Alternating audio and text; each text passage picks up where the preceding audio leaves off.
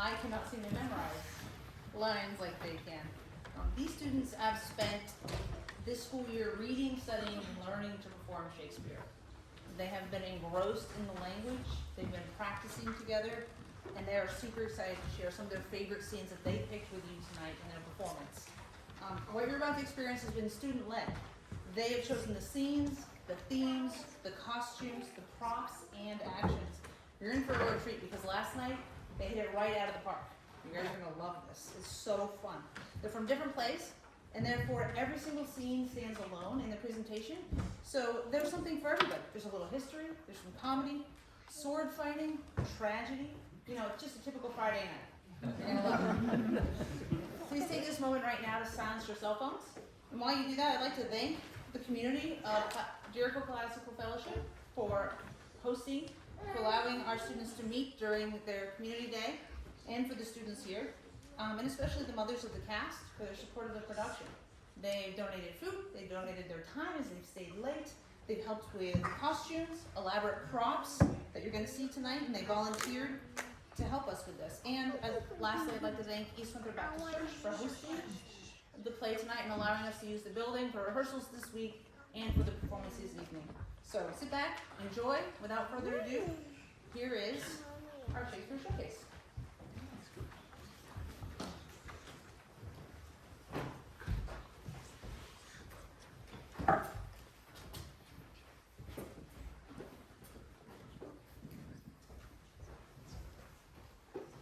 What?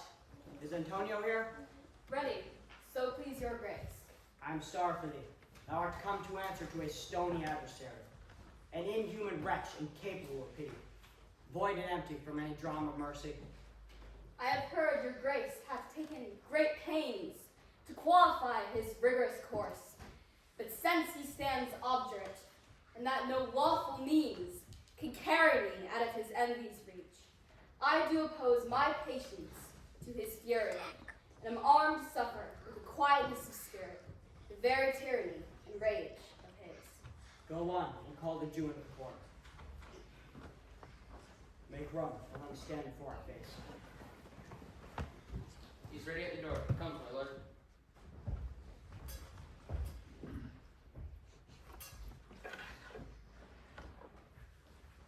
Shylock, the world thinks, and I think so too, that thou art drawn here by thy malice to the last hour of that. And then 'tis thought that thou might show thy mercy and remorse. More strange than is thy strange apparent cruelty, where thou now exact the penalty, which is a pound of this poor merchant's flesh. Thou wilt not only lose thy forfeiture, but touched with humane gentleness and love, forgive a multi of this principle, glancing an eye of pity on his losses, which have of late so huddled on his back, and now to press a royal merchant down, and pluck commiseration on his state. From brassy bosoms and rough hearts of flint, from stubborn Turks and Tartars never trained to offices of tender courtesy, we all expect a gentle answer, Jew. I have possessed your grace of what I propose, and by our holy Sabbath I have sworn to take the due and forfeit of my bond. If you deny it, let danger light upon your charter and your city's freedom. You ask me what I rather choose to have, a weight of carrion flesh, rather than to receive 3,000 ducats. I'll not answer that, but say it is my humor. And I answer, what if my house be troubled by rats, and I be pleased to give 10,000 ducats to have it banned? What? Are you answered yet? Some men there love not a gaping pig. Some go mad if they behold a cat, and others, when the bagpipe sings in their nose, cannot contain their urine. For affection masters off passion, sways between the mood of what he likes or loathes. Now for your answer, as there is no firm reason to be rendered why he cannot abide the gaping pig, why the harmlessness of the very cat, and why the lone bagpipe, but must yield to such infernal shame as to offend himself being offended, so I can give no reason, nor will I, except a lodged hate, and certain loathing I bear Antonio, thus I follow a losing suit against him. Are you answered? That is no answer! Thou unfeeling man to excuse the curse of thy cruelty! I'm not bound to please thee with my... Do all men kill the things they do not love? Hates any man the thing he would not. Every offense is but hate at first. What, wilt thou have the serpent sting thee twice? I pray you, think you question with the Jew. You may as well go stand upon the beach and bid the main flood bait his usual height. You may as well use question with the wolf, why he hath made you bleat for the lamb. You may as well forbid the mountain pines to wag their high tops and to make no noise when they are threatened with the gusts of heaven. You may as well do anything most hard as to seek to soften that than which was harder, his Jewish heart. Therefore, I beseech you, make no more offers, use no farther means, but without brief and plain conveniency, let me have judgment, and the Jew his will. For the 3,000 ducats, here 6. If every ducat and 6,000 ducats were in 6 parts, and each part a ducat, I would not draw them. I would have my bond. How shalt thou hope for mercy, rendering none? What judgment shall I dread doing no wrong? You have among you many a purchased slave, which, like your asses and your dogs and mules, you use and object in slavish parts because you bought them. Should I say to you, let them be free, marry them to your heirs, why sweat they under burdens? Let their beds be made as soft as yours, and let their palates be seasoned with such violence. You shall answer, the slaves are ours, and so I do answer you. The pound of flesh which I demand of him is dearly bought. 'Tis mine, and I will have it. If you deny me, fire upon your law. There is no force in the creeds of Venice. I stand for judgment. Answer, shall I have it? Upon my power I may dismiss this court, unless Valerio, a learned doctor whom I have sent for to determine this, come here today.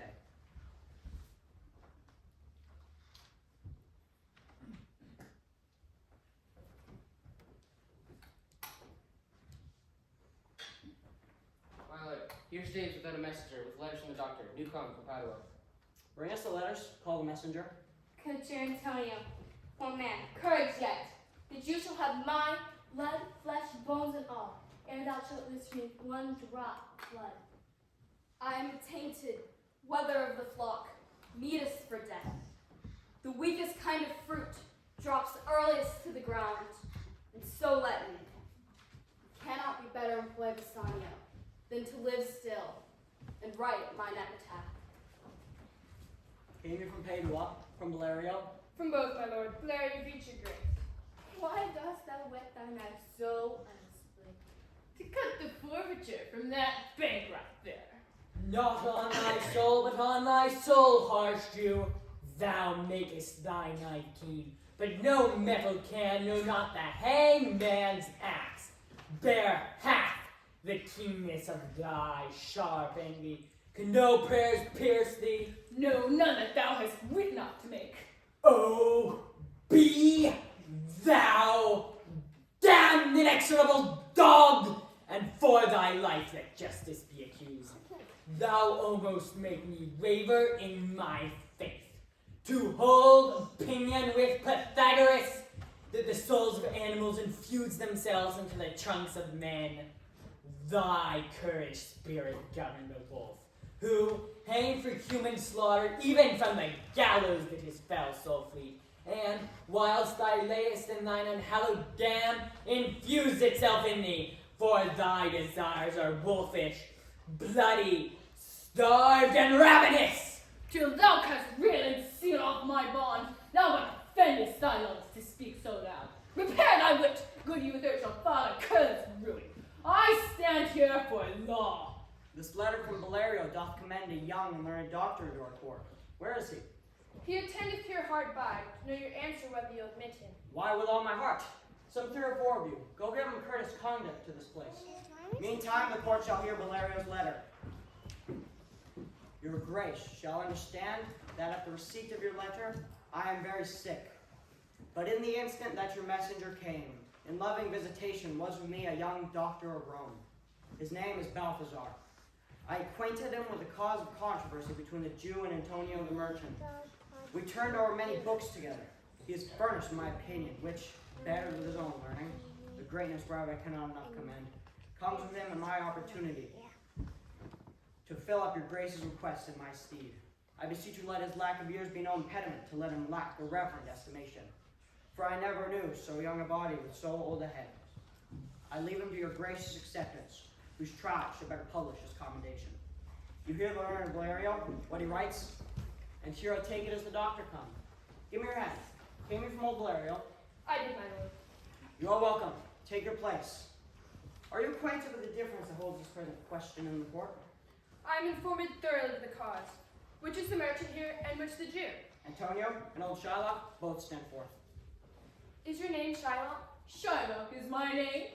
Of a strange nature to suit you follow, yet in such rule that the Venetian law cannot impugn you as you do proceed. You stand within his danger, do you not? Aye, so he says. Do you confess the bond? I do. Then must the Jew be merciful. On what compulsion must I tell me that? The quality of mercy is not strained.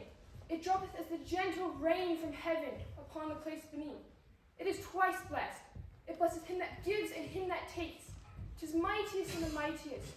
It becomes the throned monarch better than his crown. His scepter shows the force of temporal power, an attribute to awe and majesty, wherein doth sit the dread and fear of kings. But mercy is above this sceptred sway. It is enthroned in the hearts of kings. It is an attribute to God himself. An earthly power doth then show likest God's when mercy sees his justice. Therefore, Jew, though justice be thy plea, consider this, that in the course of justice none of us should see salvation. We all do pray for mercy, and that same prayer doth teach us all to render the deeds of mercy. I have spoke thus much to mitigate the justice of thy plea, which if thou follow, this strict court of Venice must needs give sentence against the merchant there. My deeds upon my head. I crave the law, the due and forfeit of my bond. Is he not able to discharge the money? Yes, here I tenure from the court. Yea, twice the sum. If that will not suffice, I will be bound to pay 10 times more on forfeit of my head, my hands, my heart. If that will not suffice, it must appear that malice bears over truth. And I beseech you, rest once the law to your authority, to do a great right, do a little wrong, and curb this cruel devil on his will. It must not be. There is no power in Venice can alter decree established. 'Twill be recorded for a precedent, and many an error by the same example will rush into state. It cannot be. A Daniel come to judgment! Yea, a Daniel! O wise young judge, how I do honor thee! I pray you, let me look upon the bond. Here it is, most reverend doctor. Here it is. Shylock, there's thrice thy money offered thee. An oath! An oath! I have an oath in heaven. Shall I lay perjury upon my soul? No, not for Venice. Why, this bond is forfeit, and lawfully by this the Jew may claim a pound of flesh, to be by him cut off nearest the merchant's heart. Be merciful, take thrice thy money, do me tear the bond. When it is paid according to the tenor, it doth appear that you are a worthy judge. You know the law. Your exposition has been most sound. I charge you by the law, whereof you are a well-deserving pillar, proceed to judgment. By my soul I swear there is no power in the tongue of man to alter me. I stand here on my bond. Most heartily do I beseech the court to give the judgment. A pound of that same merchant's flesh is thine. The court awards it, and the law doth give it. Oh, noble judge, oh, excellent young man! And you must cut this flesh from off his breast. The law allows it, and the court awards it. 'Tis very true, O wise and upright judge. How more elder thou art than thy looks.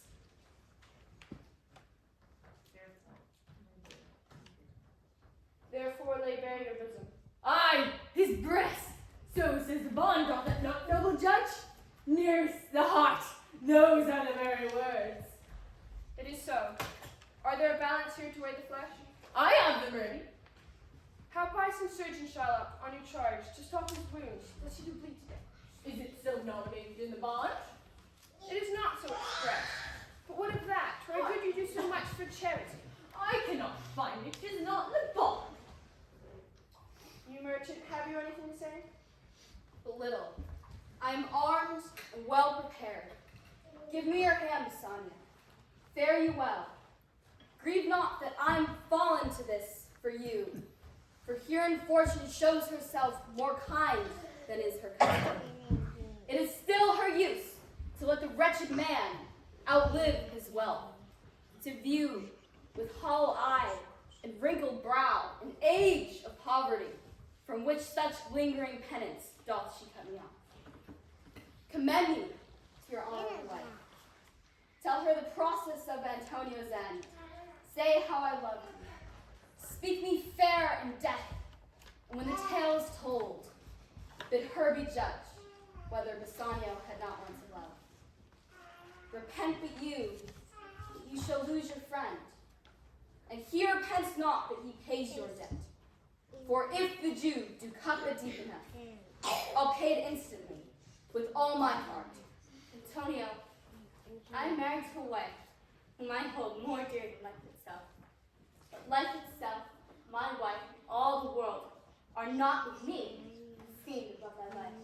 I lose all, I sacrifice all, here to this devil, to deliver you. Your wife will give you little thanks for that, for she bides till you make the offer.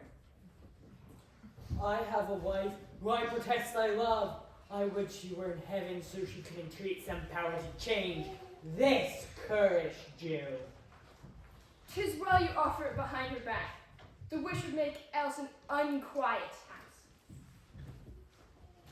These be the Christian husbands I have in daughter. Would any of the stock of Shakespeare husbands save a Christian? We trifle time, I pray thee pursue sentence. Why then, you must prepare your bosom for his son. Most rightful judge. For the intent and purpose of the law hath full relation to the penalty, which here appeareth due upon the bond. Most learned judge, a sentence! Come, prepare! Carry it, for there is something else. This bond doth give thee here no jot of blood. The words expressly are a pound of flesh. Take then thy bond, take thou thy pound of flesh. But in the paying of it, if thou dost shed but one drop of Christian blood, thy lands and goods are by the laws of Venice confiscate into the state of Venice. Oh, upright judge, oh, learned judge! That the law. Thyself shalt see the act, for as thou urgest justice, be assured, thou shalt have justice more than thou desires. Oh, learned judge, mark, Jew, a learned judge! I take this offer then. Pay the bond thrice, and let the Christian go. Here is money. He hath refused it in the open court. He shall have merely justice in his bond. Give me my principal, and let me go. I have it ready for thee. Here it is. Thou shalt have nothing but the forfeiture, to be so taken at thy peril, Jew. Shall I have barely my principal?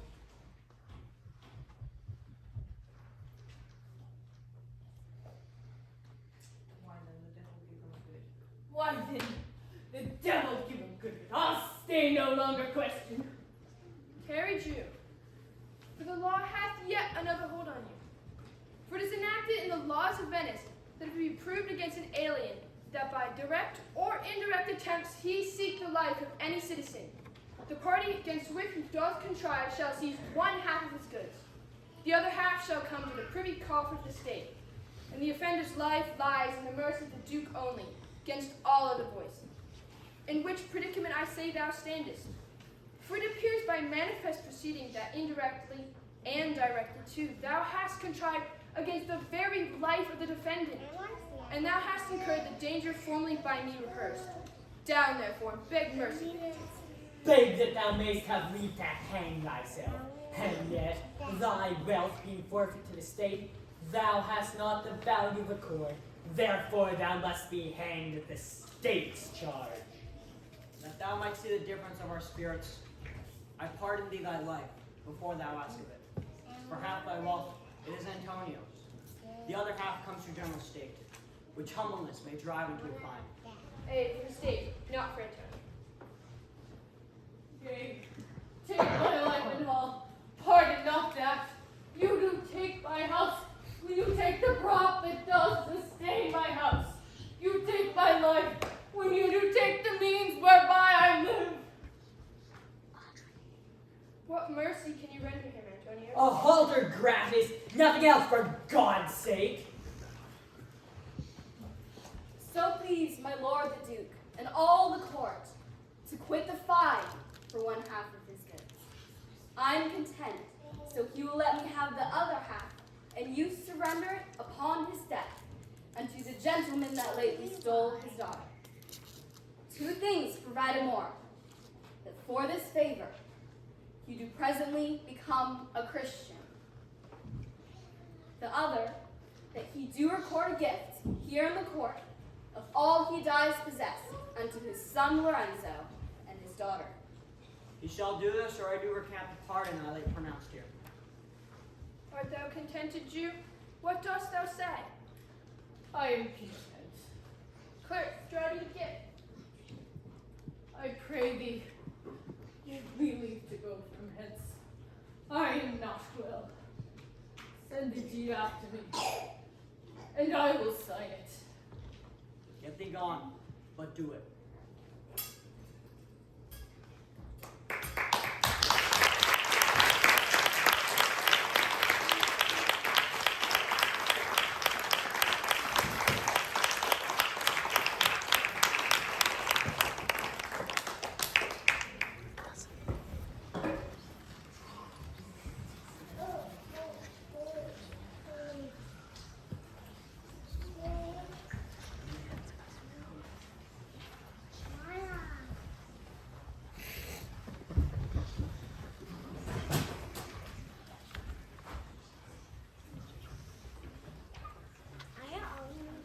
Do thou stand, my father, and examine me upon the particulars of my wife.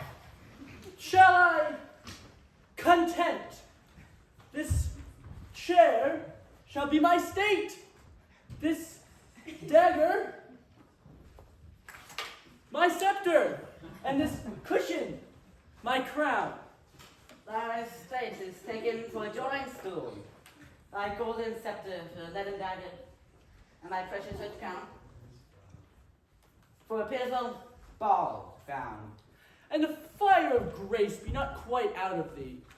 Now shalt thou be moved. Give me a cup of sack to make my eyes look red, that it may be thought that I have wept. For I must speak in passion, and will do it in King Cambus's vein. Well, here is my leg. And here is my speech. Stand aside, nobility. Harry, not only do I marvel how thou spendest thy time, but also how thou art accompanied. For the chamomile, the more it is trodden, the faster it grows, yet youth, the more it is wasted, the sooner it wears. That thou art my son, I have partly thy mother's word, partly my own opinion, but chiefly a villainous trick of thine eye and a foolish hanging of thy nether lip that doth warrant me. If thou be son to me, here lies the point. Shall the son of England prove a thief and take purses? There's a thing, Harry, which thou hast often heard as ancient writers do report, doth defile, so doth the company thou keepest. For, Harry, there's a man whom I have often noted in thy presence, and yet I do not know his name. What manner of man aimeth like your majesty? A good and portly man, in faith, and a corpulent but cheerful look, and a pleasing eye, and a most notable carriage. And his age some 50, or by our lady inclining to threescore. And now I remember me, his name is Falstaff. If that a man should be so lewdly given, he deceiveth me. For, Harry, if the tree shall be known by the fruit, and the fruit by the tree, then there's virtue in that Falstaff. Keep him with, the rest vanish. And tell me now, thou naughty varlet, where hast thou been this month? Thus thou speak like a king. Do thou stand for me, and I'll play my father. Depose me?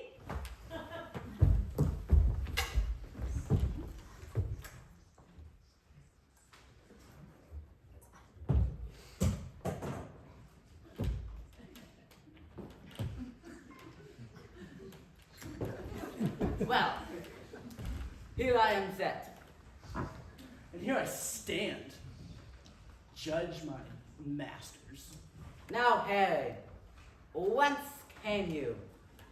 My noble lord from East. The complaints I hear of thee are grievous. So blood, my lord. Nay, I'll tickle you for young prince and faith. Swearest thou, ungracious boy, henceforth ne'er look on me. Thou art violently carried away from grace. There is a devil haunts thee in the likeness of an old fat man, a ton of man, is thy companion. Why dost thou converse with that trunk of humors, that bolting hutch of beastliness, that swollen parcel of dropsies, that huge bombarder sack, that stuffed float bag of guts, that roasted managing ox with a pudding in his belly, that reverend vice, that grey iniquity, that father ruffian, that vanity in you. Wherein is he good but to take sack and drink it? Wherein neat and cleanly put a carver cap on and eat it? Wherein cunning but in craft? Wherein crafty but in villainy? Wherein villainous but in all things? Wherein worthy but in nothing? I would your lord would take me with you. Who means your lordship? That villainous, abominable, misleader of youth, Falstaff, that old white-bearded Satan. My lord, that man I know. I know that dost. But to say I know more harm in him than in myself were to say more than I know. That he is old, the more the pity. His white hairs do witness it. That he is fat.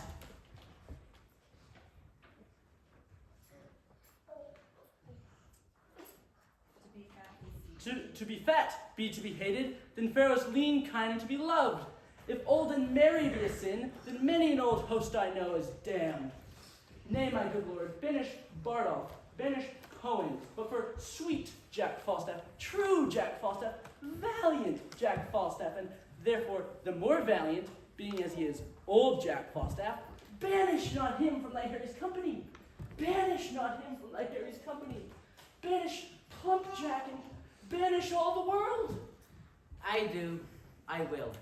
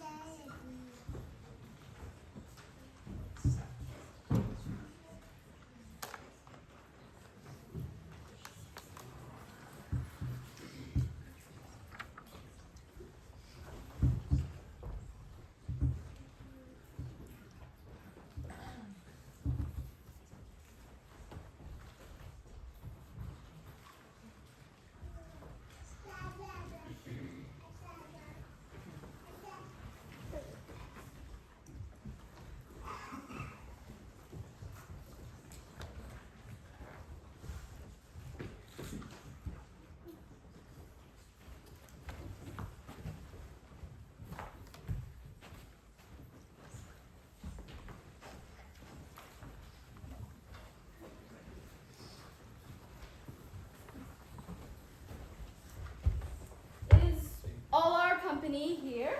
You were best to call them generally. man by man, according to the script. Here is the scroll of every man's name which is thought fit, through all Athens, to play an hour interlude before the Duke and Duchess on his wedding day at night. First, Peter Quince. Say what the play treats on, and then read the names of the actors, so row to a point. Mary, our play is the most lamentable comedy and most cruel death of Pyramus and Thisbe. A very good piece of work, I assure you, and a merit. Now, good Peter Quince, call forth your actors by the scroll. Masters, spread yourselves. Answer as I call you. Nick Bottom, the weaver. Ready, name a part I am for, and proceed. You, Nick Bottom, are set down for Pyramus. What is Pyramus? A lover or a tyrant? A lover that kills himself most gallant for love. That will ask some tears in the true performance. If I do it, let the audience look to their eyes. I will move storms. I will condole in some measure. For the rest, yet my chief humor is to play a tyrant. I can play Urkel's rarely, or part to tear a captain to make all split. The raging rocks and shivering shock shall break the locks of prison gates. Amphibious' car shall shine from afar and make and mar the foolish fates. That was lucky. Now, name the rest of the actors. This is Urkel's den, a tyrant's den. A lover is more.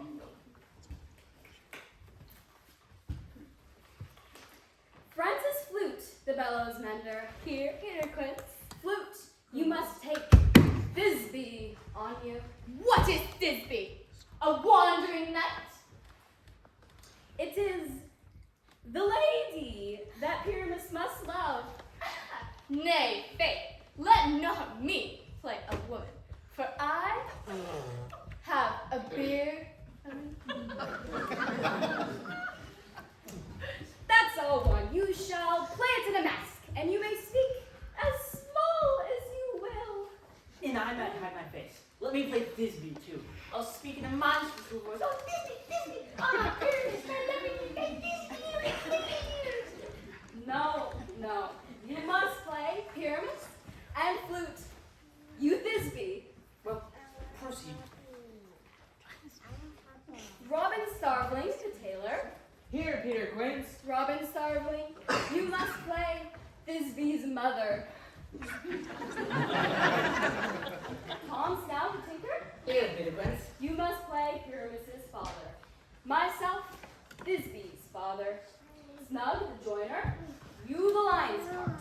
And I hope here is a play well fitted. Have you the last part written? Pray you, if it be given me, for I am slow of study. You may do it extempore, for it is nothing but roaring. Let me play the lion too. I will roar that I will woo any man's heart. Good to hear me. I will roar that I will make the Duke say, "Let him roar again. Let him roar again." And you should do it too terribly, that you would fright the Duchess and the ladies, that they would shriek, and that were enough to hang us all. That would hang us, every mother's son.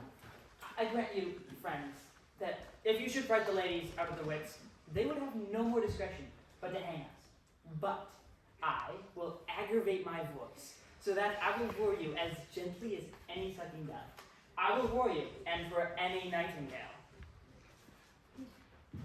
You can play no part but Pyramus, for Pyramus is a sweet-faced man, a proper man, such as one shall see in a summer's day, a most lovely, gentlemanlike man. Therefore, you must needs play Pyramus. Well, I will undertake it. What beard will our best play then? Why, what you will. I will discharge it in either your straw-colored beard, your orange and tawny beard, your purple and grain beard, or your French crown-colored beard, your perfect yellow. Some of your French crowns have no hair at all, and then you play barefaced. But, masters, here are your parts, and I am to entreat you, request you, and desire you to calm them by tomorrow night, and meet me in the palace with town by moonlight. There will we rehearse. For if we meet in the city, we will be dogged with company and our devices known. In the meantime, I will draw a bill of properties such as our play was. I pray you, fail me not. We will meet, and there we will rehearse, most obscenely and courageously. Take pains, be perfect, and you. At the Duke's Oak we meet. And up, hold, or cut bowstrings.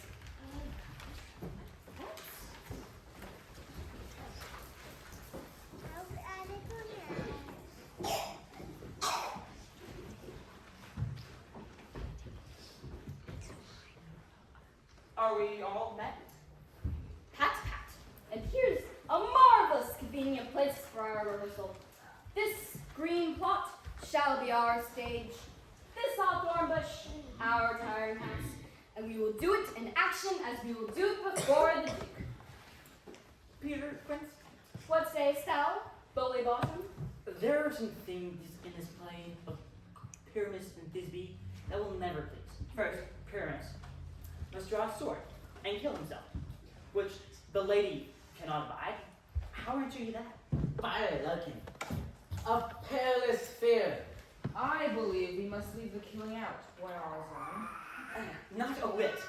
I have a device to make all well.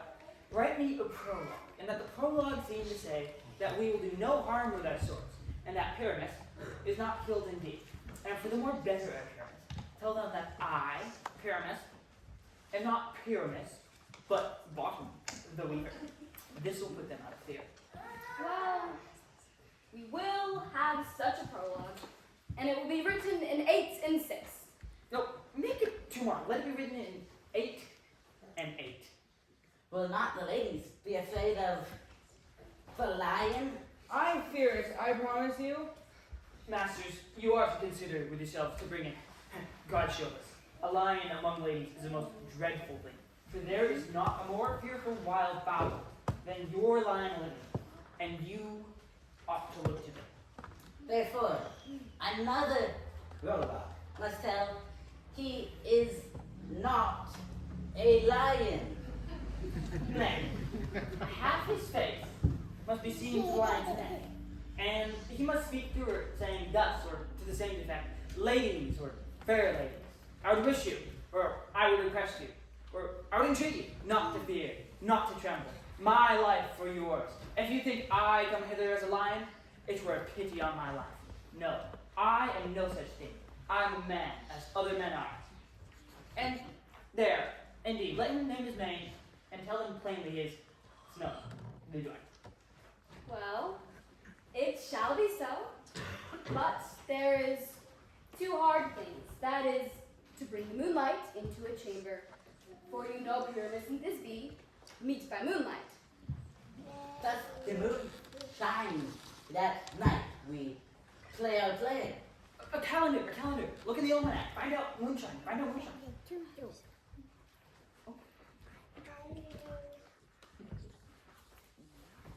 Yes, it doth shine that night. Why then, we may leave the casement of the great chamber window where we play open, and the moon may shine in at the casement. Aye, or else one must come in with a bush of thorns and a lantern, and say he comes to disfigure or present the moon. Then there is another thing. We must have a wall in the great chamber, for Pyramus and Thisbe, says the story, did talk through the chink of a wall. You can never bring in a wall. What say you, Bottom? Some man or other must present wall. Let him have some loam or some rough cast, or some plaster about him to signify wall. Or let him hold his fingers thus. And to that praying shall Pyramus and Thisbe whisper. If that may be, then all is well. But come, sit down every mother's son and rehearse your parts. Pyramus, you begin when you have spoken your speech, enter into that break, and so everyone according to his due. What empty homespuns, how we swaggering here. So near the cradle of the fairy queen? What, a play tour?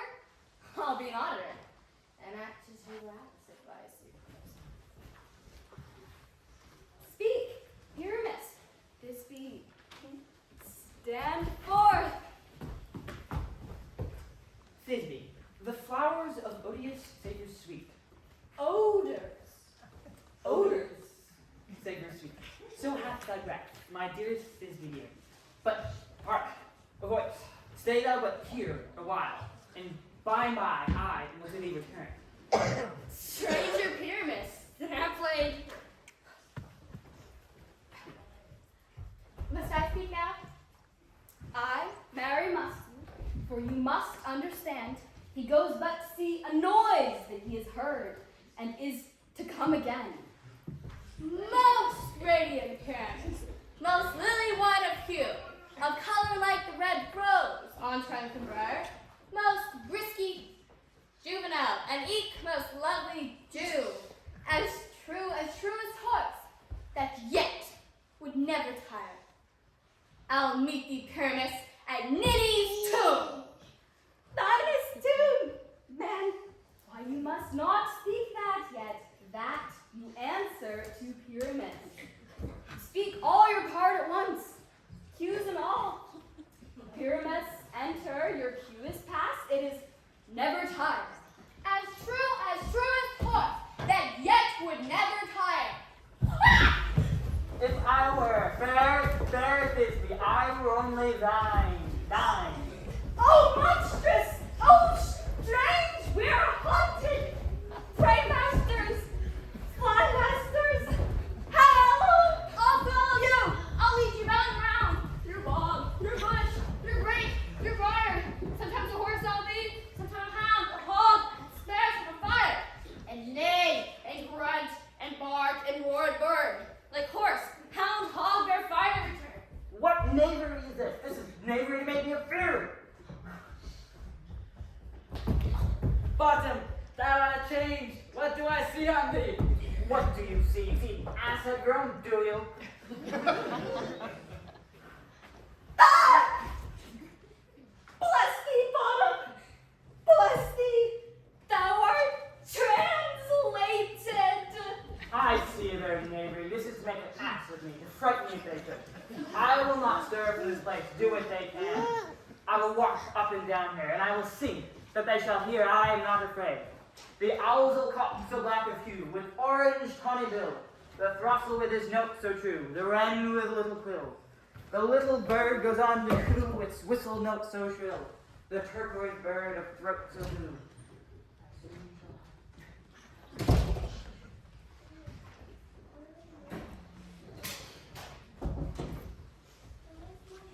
Have you sent to Bottom's house? Is he come home yet? He cannot be heard of. Out of doubt, he is transported. If he comes not, play is marred. Goes not forward, doth it? It is not possible. You have not a man in all Athens able to discharge Pyramus, but he... No, he has simply the best wit of any handicraftsman in Athens. Yea, and the best person too, and he is a very paramour for sweet voice. You must say paragon. A paramour is God bless us, a thing not. Masters, the duty came from the temple, and there are 2 or 3 lords and ladies more married. If our sport had gone forth, we'd all have made better. Oh, sweet bully Bottom! Thus hath he lost 6pence a day during his life. He could not escape 6pence a day. And the Duke had not given him 6pence a day playing Pyramus. I'll be hanged. And he would have deserved it. 6pence a day in Pyramus. Or nothing. Where are these lads? Where are these hearts? Bottom! Oh, most courageous day! Oh, most happy hour! Masters, I am to discourse wonders, but ask me not what, for if I tell you, I am not true Athenian. I will tell you everything right as it fell out. Let us hear, sweet Bottom. Not a word of me. All that I will tell you is that the Duke hath dined. Good strings to your beards, new weapons to your pumps. Every man will air his touch, meet presently at the palace. For the short and the long is, our play is preferred. In any case, let Thisbe have clean linen, and let not him that plays the lion pare his nails, for they are to hang out of the lion's paws. And most, dear actors, eat no onions nor garlic, for we are to utter sweet breath. Enough words. Away, go. Away.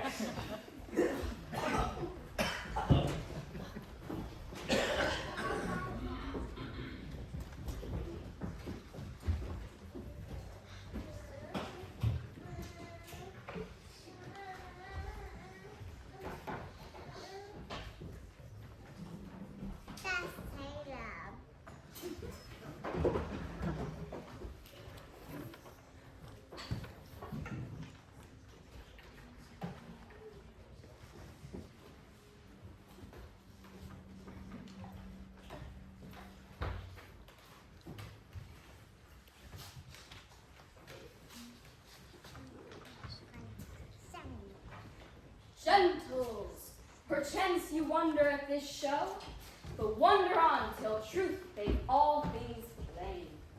This man is Pyramus. If you would know, this beauteous lady is certain. This man, with lime and rock cast, doth present wall, that vile wall, which did these lovers sunder, and through walls chink. Poor souls, they are content to whisper, at the which let no man wonder. This man with lantern, dog, and bush of thorns presenteth moonshine. For if you'll know, my moonshine, did these lovers think no scorn to meet at Ninus' tomb there to do? This which hight, lion by name, the trusty Thisbe, coming first by night, did scare away, or rather did affright.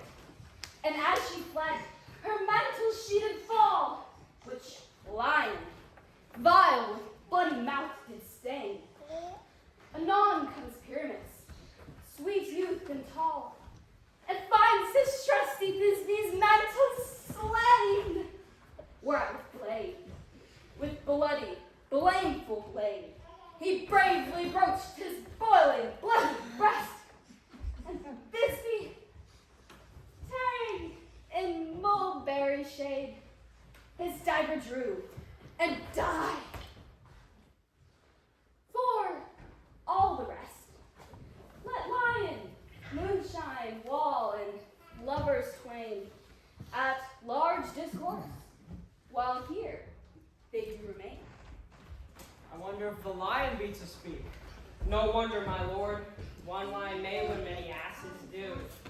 In the same interlude, it doth befall that I once now by name present a wall, and such a wall as I would have you think, that had in it cranny hole or chink, through which the lovers, Pyramus and Thisbe, did whisper often, very secretly. This glow as broadcast in this stone does show that I am the same wall, the truth is so. Would you desire lime and hair to speak better? It is the wittiest partition that ever I heard discourse, my lord. Pyramus draws near the wall. Silence.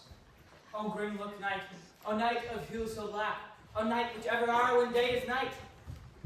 O night, attack, attack! I fear my Thisbe's promise is forgot, and thou, O wall, O sweet, O lovely wall, that stands between her father's ground and mine. Thou wall, O sweet, O lovely wall, show me thine cheek to blink through with mine own. So shall they dwell.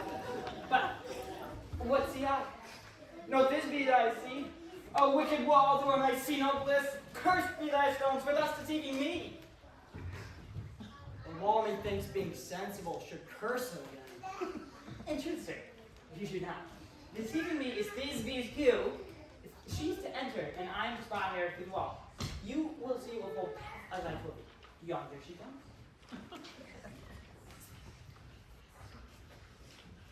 Oh, wall, full often hast thou heard my moans for parting, my fair Pyramus and me. My cherry lips have often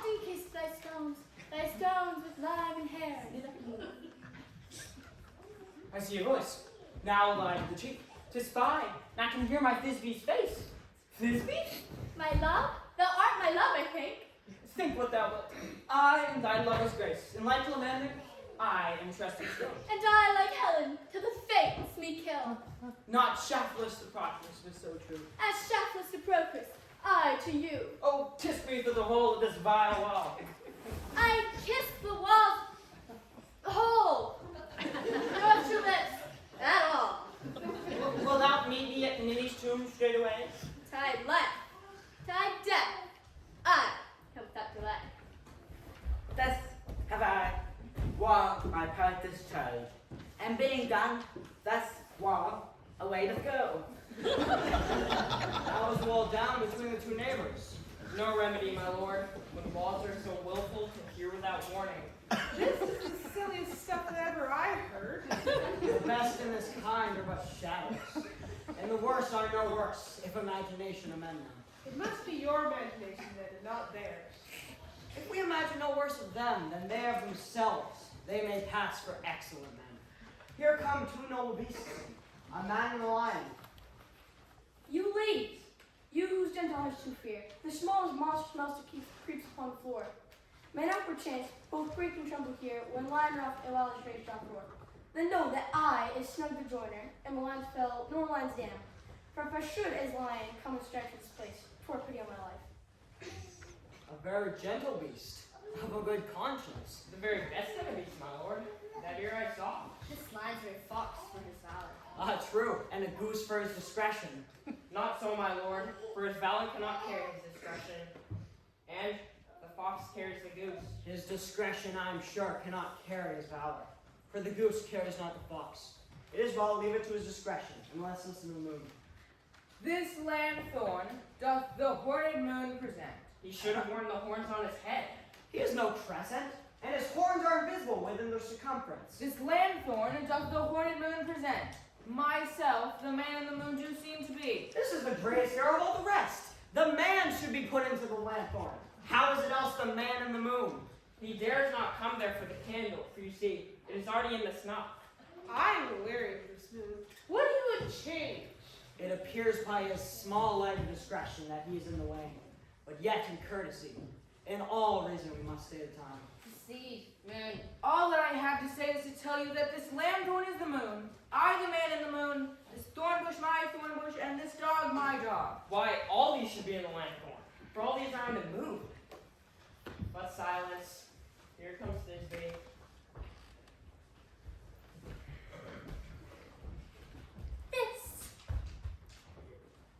This is old Minnie's tomb. But where is my love? Oh, roar! Well, Lord, Well done, Thisbe. Well shown, you. Truly, moon shines with good grace. Well now, guys. And then came Pyramus. And so the lion vanished. Sweet moon, I thank thee for thy golden gleams. I thank thee, moon, for shining now so bright. For by thy gracious golden glittering gleams, I trust to take of truest Thisbe sight. But say, oh night, but mark, oh night, what dreadful dole is here? Eyes do you see, how can it be? Oh dainty duck, oh dear, thy mantle good, what, stained with blood? Approach ye furies fell, oh faith, come, come, cut thread and thrum, quail, crush, conclude and quell. This passion or death of a dear friend would go near to make a man look sad. Be true, my heart, but I pity the man. Oh, wherefore, nature, didst thou lion's fame? For lion vile hath here deflowered my dear, which is, which was the most fair dame that lived, that loved, that looked with cheer. Come, tears confound, out sword and wound, the pap of Pyramus, I the left pap, with a heart to hop. Now die I thus, now I am dead, now I am fled, my soul is in the sky. Tongue, loose thy light, moon, take thy flight. Now die, die, die. No die. No die, but nature, for he is but one. Less than ace man, for he's dead, he is nothing. With the help of a surgeon, he might yet recover and prove an ass. How can you do that? Business that he finds her lover. You'll find him by starlight. Here she comes, and her passion ends the play. You think she should not use a logger for such a service?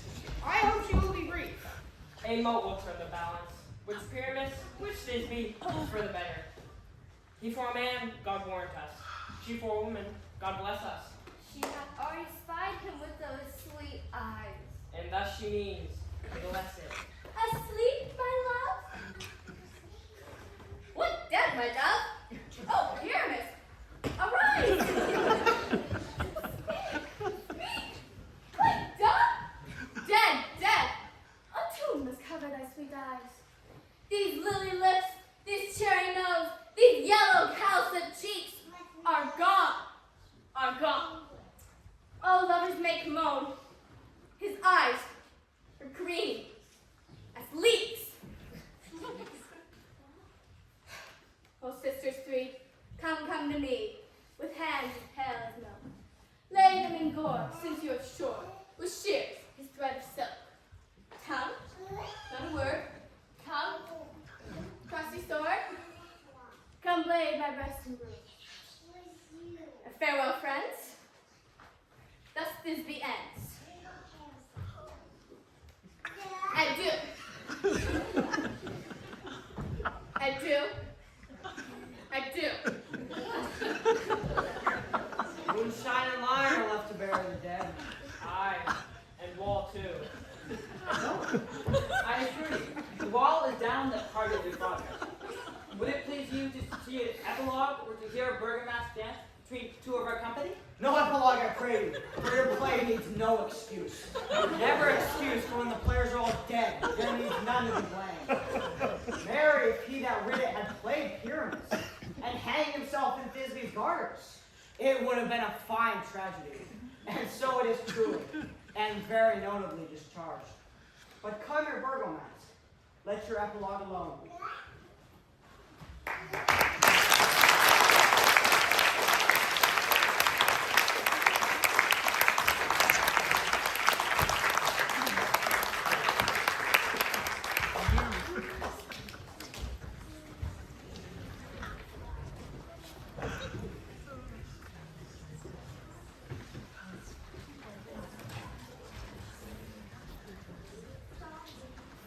Certainly, my conscience will serve me to run from this Jew, my master.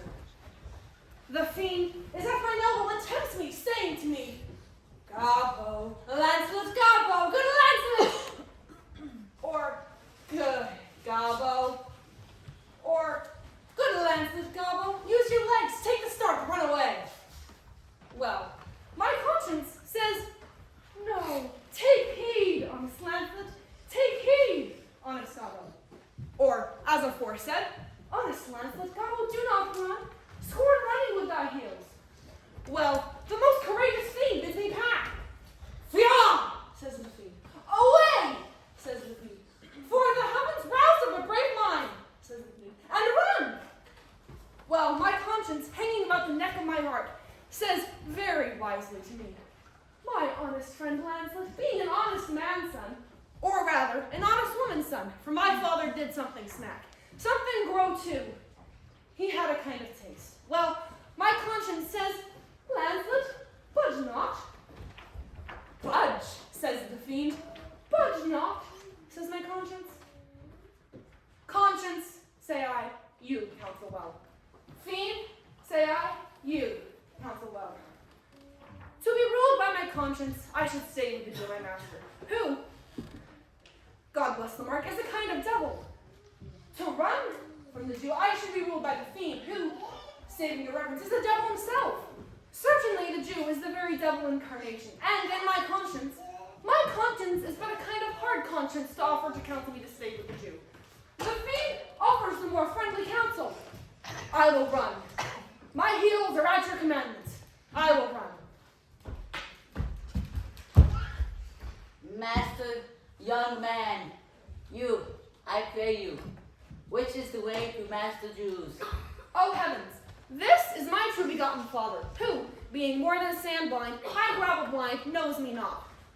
I will try confusions with him. Master, young gentleman, I pray you, which is the way to Master Jews?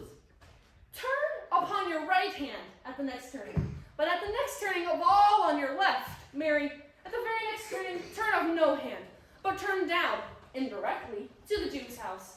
Be God, Santis! 'Twill be a hard way to hit. Can you tell me whether one Lancelot that dwells with him or no? Talk you of young Master Lancelot? Mark me now. Now will I raise the waters. Talk you of young Master Lancelot? His father, though I say, is an honest, exceeding poor man, and God be thanked, well to live. Well, let his father be what he will. We talk of young Master Lancelot. Your worship, friend, and Lancelot, sir? Pray you, ergo, old man, ergo, I beseech you, talk you of young Master Lancelot? Of Lancelot, and please, Master. Ergo, Master Lancelot. Talk not of Master Lancelot, father, for the young gentleman, according to fates and destinies, and such odd sayings, and the sisters three, and such branches of learning, is indeed deceased. Or, as you would say in plain terms, gone to heaven. May God forbid. The boy was the very staff of my age, my very prop. Do I look like a cudgel or a hover post, a staff or a prop? Do you know me, father? Alack, the day I know you not, young gentleman, but tell me, is my boy, God rest his soul, alive or dead? Do you not know me? Alack, sir, I am and blind. I know you not. Nay, indeed, if you had your eyes, you might fail of knowing me. It is a wise father who knows his own child. Well, old man, I will tell you news of your son. Give me your blessing. Truth will come to light. Murder cannot be hid long. A man's son may, but in the end, truth will out. Pray you, sir, stand up. I cannot think you are Lancelot, my boy. Pray you, let's have no more fooling about it, for I am Lancelot, your boy that was, your son that is, your child that shall be. I cannot think you are my son. I know not what to think of that, for I am Lancelot, the Jew's man, and I am sure Marjorie, your wife, is my mother. Her name was Marjorie indeed. I'll be sworn to that, Lancelot. Thou, mine own flesh and blood, Lord worship.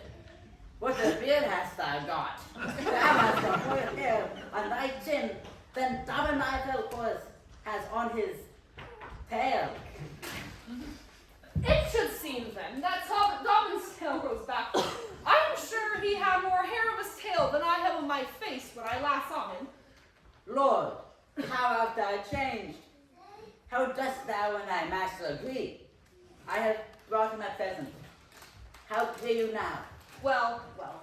But for my own part, as I have set up my rest to run away, so shall I not rest till I have run some ground. My master's a very Jew. Give him a present, give him a halter. I am famished in his very service. You may count every finger I have with my ribs. Father, I am glad you are come. Give me your one present to the one Master Bassanio, who indeed gives ready deliveries. If I serve not him, I will run as far as God has any ground. Oh, ray of fortune, here comes the man. To him, father, for I am a Jew if I serve the Jew any longer. You may do so, but let it be so hastened that supper be ready at the farthest by 5 o'clock. See these letters delivered, put deliveries to making, and desire Gratiano to come anon to my lodging. To him, father.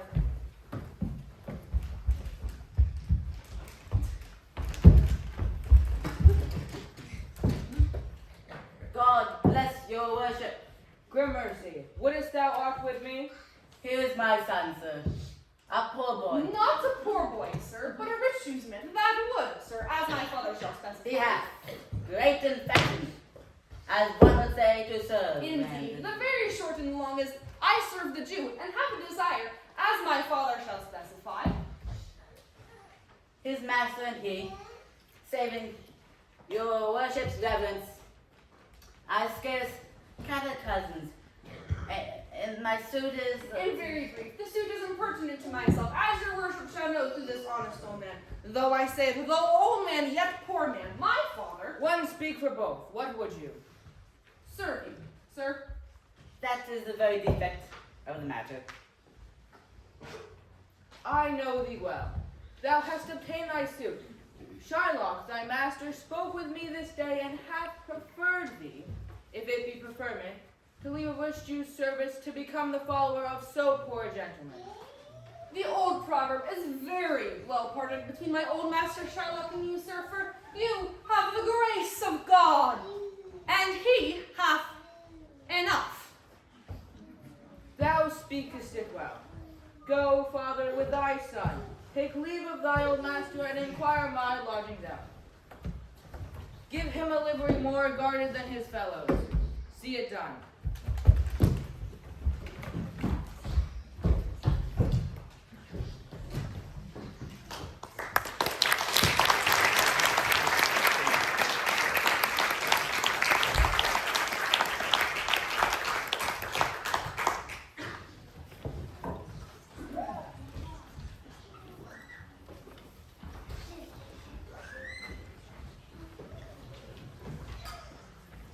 When shall we three meet again? In thunder, lightning, or in rain? When the Halley Valley's done, when the battle's lost and won, That will be ere the set of sun. Where the place? upon the heath, There to meet with Macbeth. I come, Grey Mountain. catacomb, And on fair is foul and foul is fair, hover through the fog and filthy air.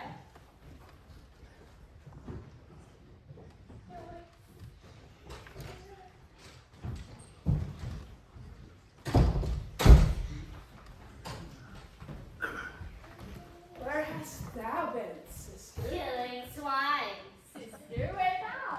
A sailor's wife had chestnuts in her lap, and munched, and munched, and munched. Give me, quoth I. Oh, right there, which thou rope and runyon cried. Her husband's Aleppo gone, master of the tiger. But in a sieve, I'll further sail, and like a rat without a tail, I'll do, and I'll do. I'll give you Thou art kind, And I another. I myself of all the other, and the very ports they blow, all the corners that they know, in the shipman's yard. I'll drain and dry his hay, sleep shall neither night nor day, hang upon his penthouse lid, he shall live, a man forbid. Weary 7 nights, 9 times 9, shall he dwindle, peak, and pine. Though his bark cannot be lost, yet it shall be tempest tossed. Look what I have. Show me, show me.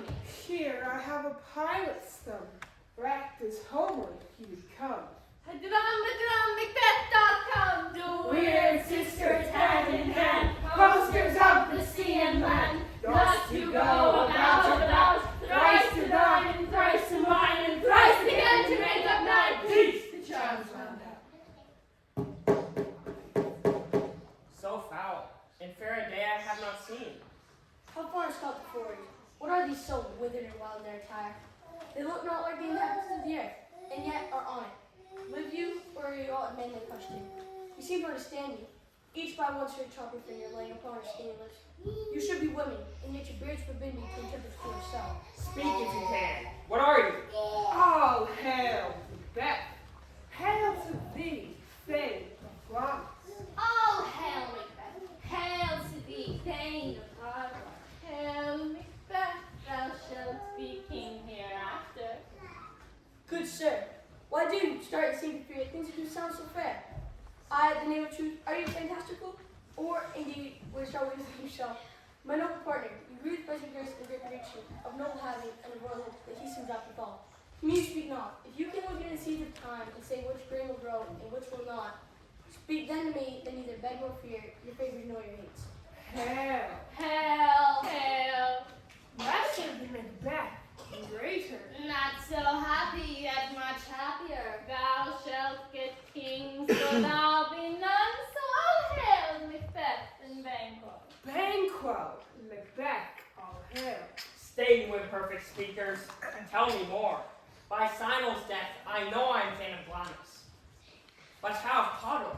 The Thane of Cawdor lives a prosperous gentleman, and to be Cawdor stands not within the prospect of belief. Say from whence you owe this strange intelligence, or why upon this blasted heath you stop our way with such prophetic greetings. Speak, I charge you.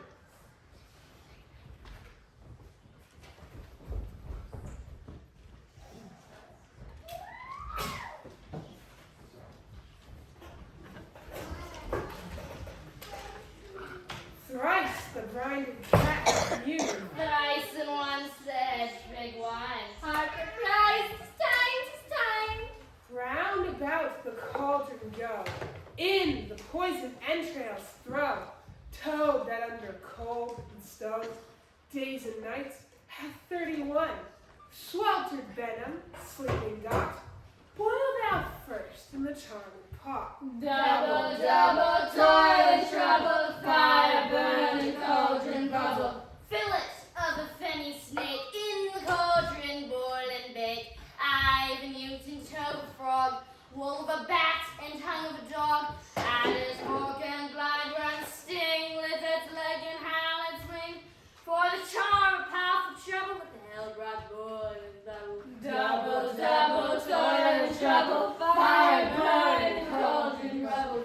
Scale of dragon, tooth of wolf, witch's mummy, maw and gulf. Of the raven, salt sea shark, root of hemlock digged in the dark. Liver of blaspheming Jew, gall of goat and slits of yew.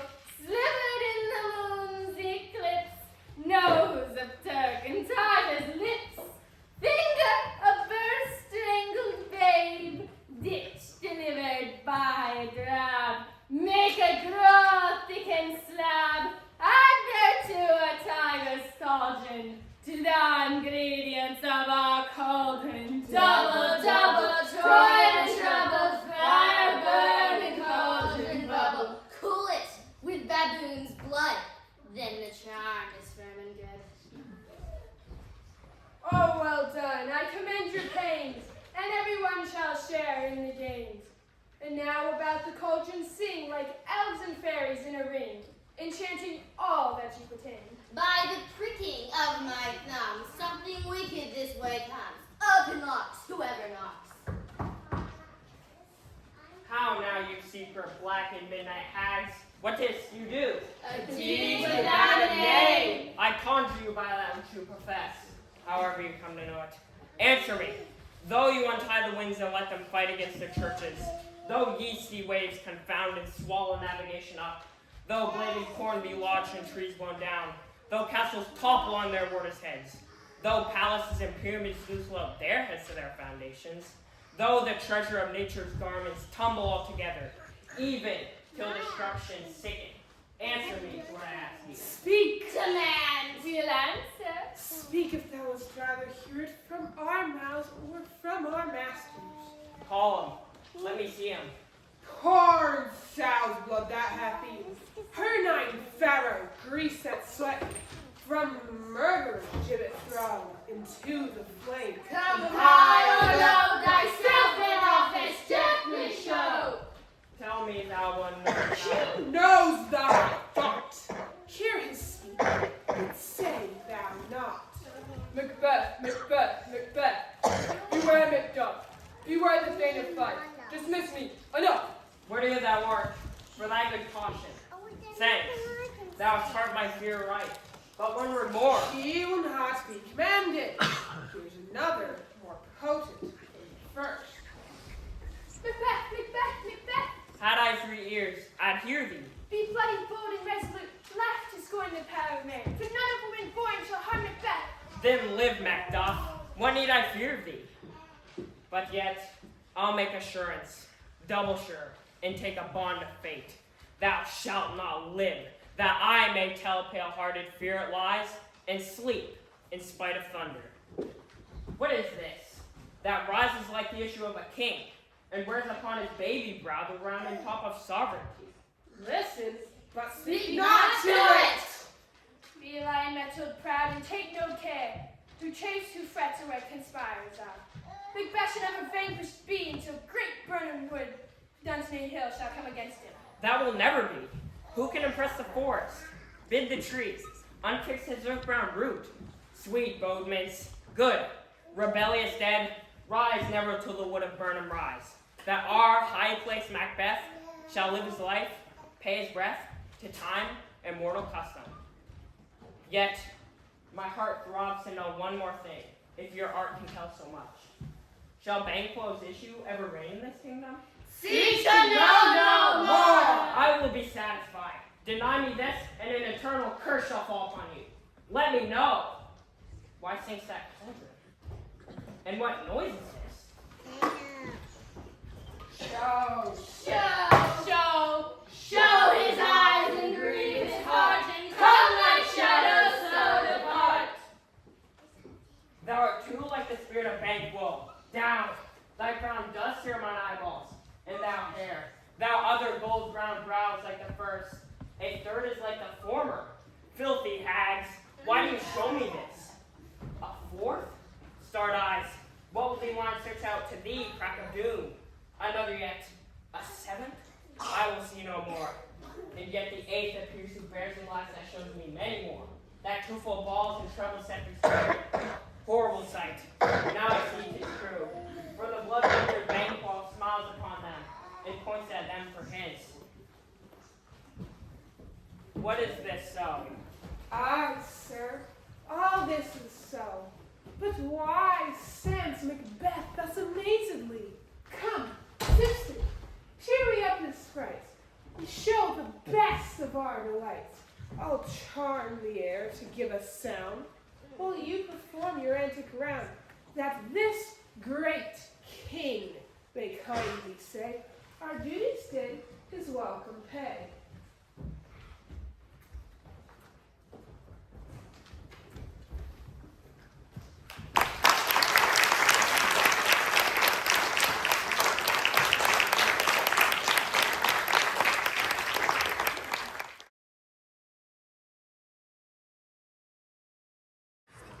So much for this, sir. Now you shall see the other. You do remember all the circumstance. Remember it, my lord? Sir, in my heart there was a kind of fighting that would not let me sleep. Methought I lay worse than the mutines in the bilboes. Rashly, and praised the rashness for it. Let us know our indiscretions sometimes serve us well, when our deep plots do fall, and that should learn us. There's a divinity that shapes our ends. Rough hew them how we will. That is most certain. Up from my cabin, my sea gown scarfed about me. In the dark, groped I to find out them. Had my desire fingered their packets, and to find, withdrew to mine own room again. Making so bold, my fears forgetting manners, to unfold their grand commission. Where I found, Horatio, a royal knavery, an exact command, larded with many several sorts of reasons, importing Denmark's health, and England's too, with, such bugs and goblins in my life, that on the supervised, no leisure baited, no, not to stay the grinding of the axe, my head should be struck off. Is it possible? Here's the commission. Read it at more leisure. But wilt thou know how I did proceed? I beseech you. Being thus benetted round with villainies, or I can make a prologue to my brains, they had begun the play. I sat me down, devised a new commission, wrote it fair. I once did hold it, as our statists do, a baseness to write fair, and labored much how to forget that learning. But, sir, now it did me yeoman's service. Wilt thou know the effect of what I wrote? Aye, good my lord. An earnest conjuration from the king, as England was his faithful tributary, as love between them like the palm might flourish. as peace would still her wheaten garland wear, and stand a comma between their amities, and many such like ages of great charge, that on the view and knowing of these contests, without debatement further, more or less, they should those bearers put to sudden death, not shriving time allowed. How was this sealed? Why, even that was heaven ordinate. I had my father's signet in my purse, which was the model of that Danish seal. Folded the writ up in the form of the other, subscribed it, gave it the impression, placed it safe. The changeling never known.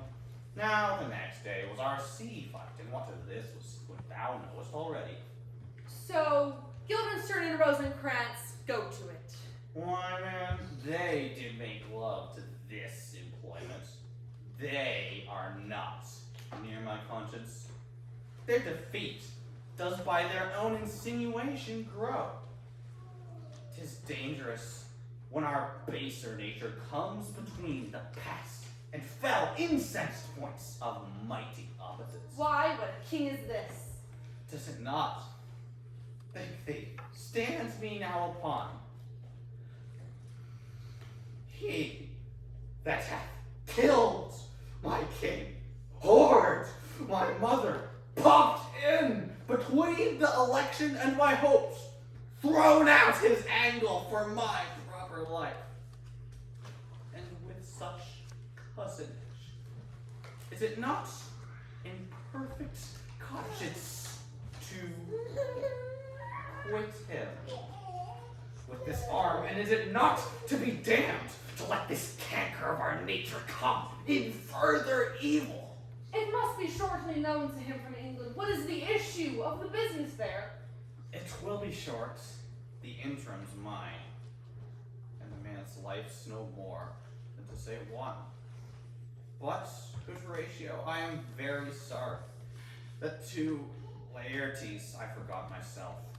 For by the image of my cause, I see the portraiture of his, court his favors. But sure, the bravery of his grief did put me into a towering passion. Peace. Who comes here? Your lordship is right welcome back to Denmark. I humbly thank you, sir. Put your bonnet to his right use. 'Tis for the head. I think, your lordship, it is very hot. Methinks it is very cold. The wind is northerly. It is indifferent cold, my lord, indeed. And yet methinks it is very sultry and hot for my complexion. Exceedingly, my lord, it is very sultry. As 'twere, I cannot tell how. My lord, his majesty bade me signify to you that he has laid a great wager on your head. Sir, this is the matter. I beseech you, sir, remember. Nay, my good lord, for my ease and good faith, here is newly come to court Laertes. Believe me, an absolute gentleman, full of the most excellent differences, of very soft society and great showing. Indeed, to speak feelingly of him, he is the card or calendar of the gentry, and you shall find in him the continent of a part of gentlemen, you see. Sir, his definement suffers no prediction in you. Though I know to divide him inventorially would dozy the arithmetic of memory, and yet but yawn neither with respect to his quick sale. But, in the verity of installments, I take him to be a soul of great article, and his infusion of such dearth and rareness as to make true diction of him. His semblable is his mirror, and who would trace him?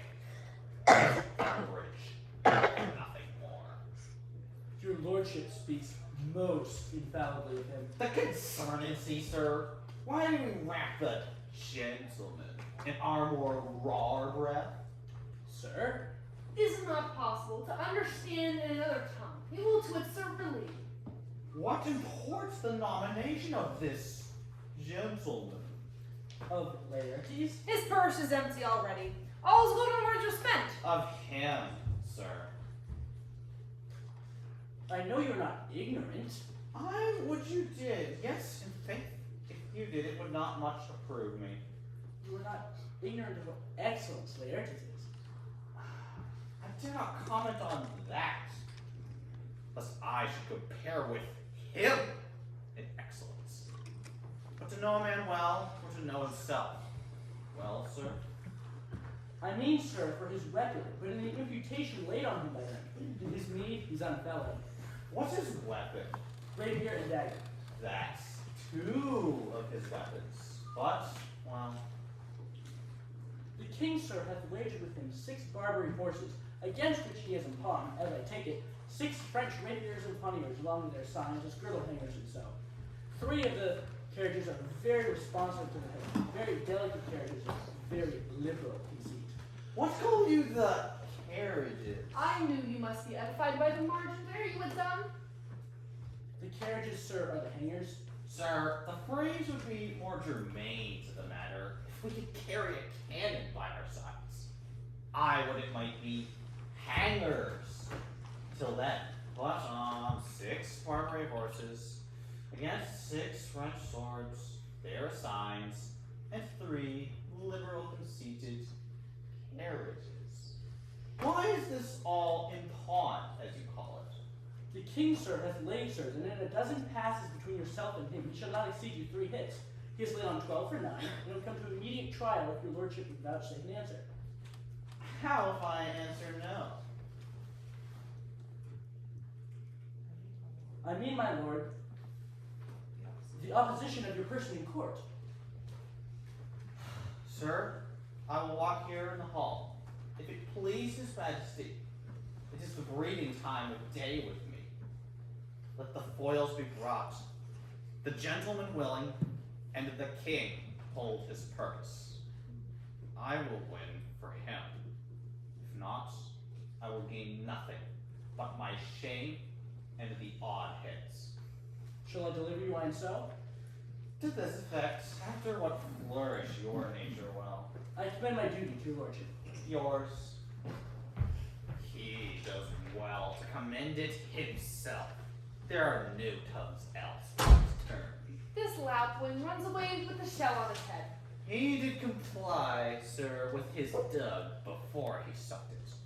Thus has he, and a great many of the same breed I know the drossy age dotes on. Only got the tune of the time, and out of an habit of encounter, a kind of yeasty collection, which carries them through the most fanned and winnowed opinions, and does but blow them to their trial. The bubbles are out.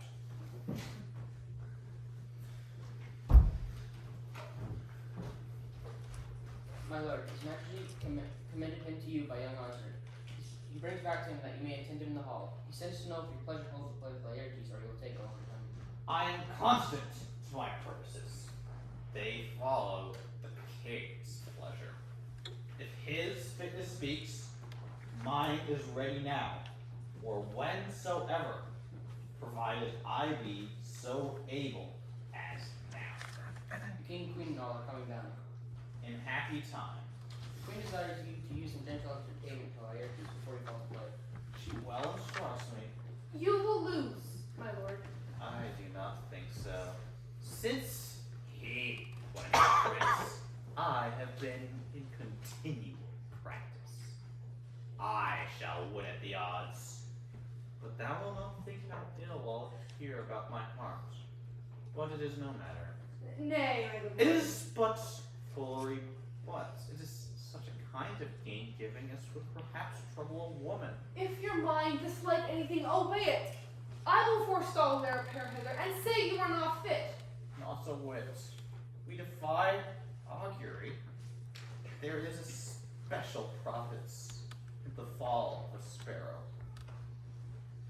If it be not now, 'tis to come. If it be not to come, it will be now. If it be not now, yet it will come. The readiness is all. Since no man of aught he leaves knows, what is it to leave betimes? Let it be.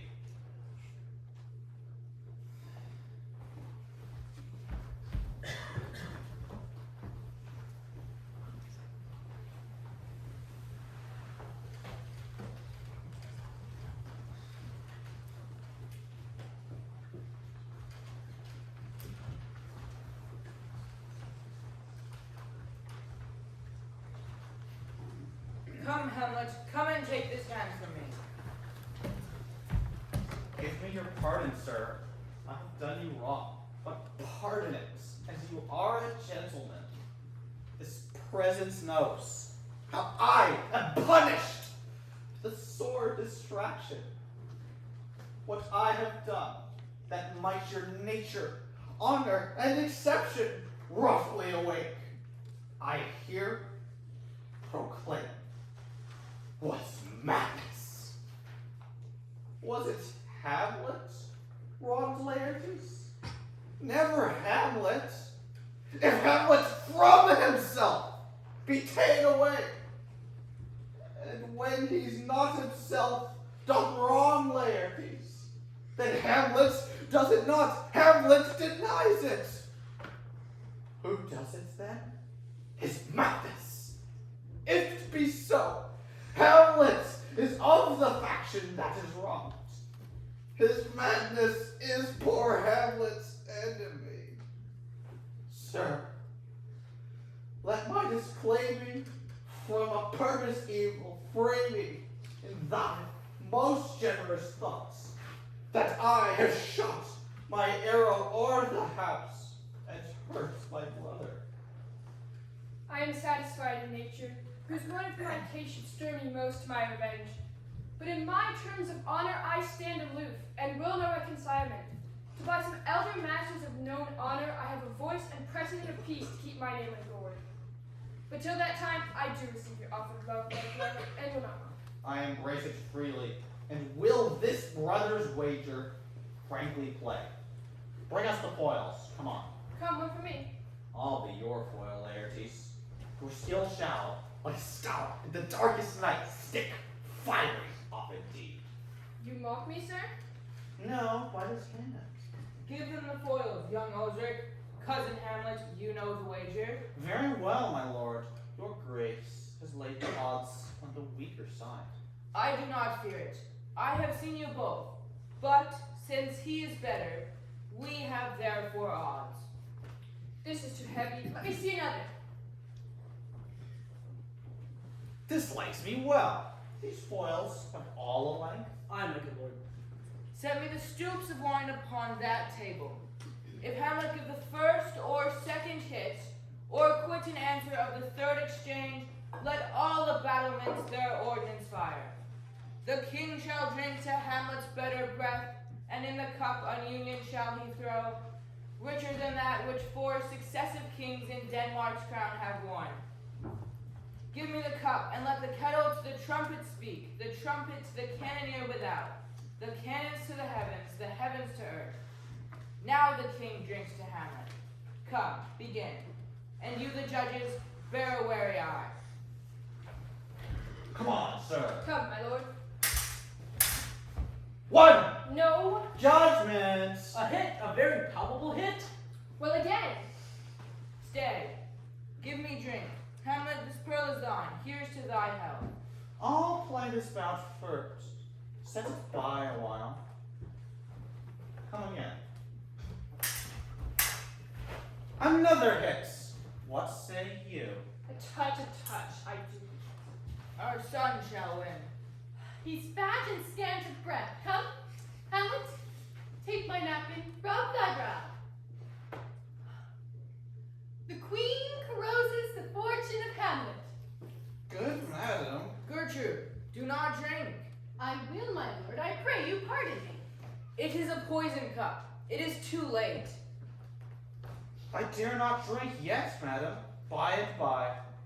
Come, let me wipe thy face. My lord, I'll hit him now. I do not think it. And yet, it is almost against my conscience. Come for the third. Laertes, you do but dally. I pray you pass with your best violence. I am afeard you make a wanton of me. Say you so? Come on. Nothing, neither way. How about you now? Part them. They are incensed. Nay, come again! Look to the queen there, ho! They bleed on both sides. How is it, my lord? How is it, Laertes?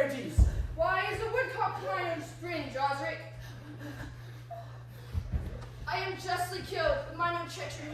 How does the queen? She swoons to see them bleed. No! The drink! The drink! Oh, my dear Hamlet! The drink! The drink! The poison! Oh! Treachery! Oh! Take it out! It is here, Hamlet. Hamlet, thou art slain. No medicine in the world can do thee good. Indeed, there is not half an hour's life. The church's instrument is in thy hand, unbaited and envenomed. The foul practice hath turned itself on me. Lo, here I lie, never tried again. Thy mother's poisoned, I can no more. The king's to blame. The point. Envenomed too. Then venom to thy work. Oh, yet defend me, friends. I am but hurt. Here, thou murderous, incestuous, damned dame, drink of this potion. Is thy union here? Follow my mother. He is justly served. It is a poison tempered by himself. Exchange forgiveness with me, noble Hamlet. Mine and my father's death come not upon thee, nor thine on me. Heaven made thee free of it. I follow thee. I am dead, Horatio. Wretched queen, adieu. You that look and tremble at this chance, that are but mute or audience to this act, had I but time, as this fell sergeant's death is strict in his arrest, I could tell you, but let it be, Horatio. I am dead. Thou livest. Report me and my cause aright, the unsatisfied. Never believe it. I am more antique Roman than a Dane. Here's yet some liquor left. Give me the cup. By heaven, I'll have it as thou art a man. Oh God, Horatio, what a wounded name. Things standing thus, unknown, will I leave behind me? If thou didst ever hold me in thy heart and sent thee from felicity while, and in this harsh world draw thy breath in pain to tell my story. What warlike noise is this? Young Fortinbras with conquest comes from Poland to the ambassadors of England, gives this warlike volley. Oh, I die, Horatio. The potent poison quite o'ercrowds my spirit. I cannot live to hear the news from England. But I do prophesy the election lights on Fortinbras. He has my dying voice. So tell him of the occurrence, more and less, which have solicited. The rest is silence.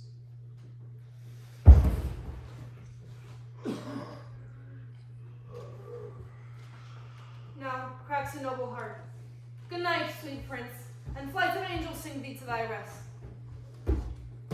Why do the drums come hither? Where is this sight? What is it you would see? If aught of war wonder, cease your search. This quarry cries on havoc. O proud death, what feast in thine eternal cell, that thou so many princes at a shot so bloodily hast struck? The sight is dismal, and our fares from England come too late. The years are census to give us hearing, to tell him his commandment is fulfilled, that Rosencrantz and Guildenstern are dead. Where should we have our thanks? Not from his mouth had it the ability of life to thank you. He never gave commandment for their death. But since So, jump upon the bloody question, you from the Polack Wars and you from England are here arrived. Give order that these bodies high on a stage be placed to the view. And so, let me speak to the yet unknown world how these things came about. So shall you hear of carnal, bloody, and unnatural acts, of accidental judgments and casual slaughters, of deaths put on by cunning and forced cause. And in this upshot, purposes mistook, fallen on the inventors' heads. All this can I truly deliver. Let us haste to hear it, and call the noblest to the audience. For me, with sorrow, I embrace my fortune, for I have some rights of memory in this kingdom, which now to claim my vantage doth invite me. Of that I shall have also cause to speak, and from his mouth whose voice would draw on more. But let this same be presently performed, even while men's minds are wild, lest more mischance on plots and errors happen. Let 4 captains bear Hamlet like a soldier to the stage, for he was likely, had he been put on, to have proved most royal. And for his passage, the soldier's music and the right of war speak loudly for him. Such a sight as this befits the field, but here shows much amiss. Go, bid the soldier shoot.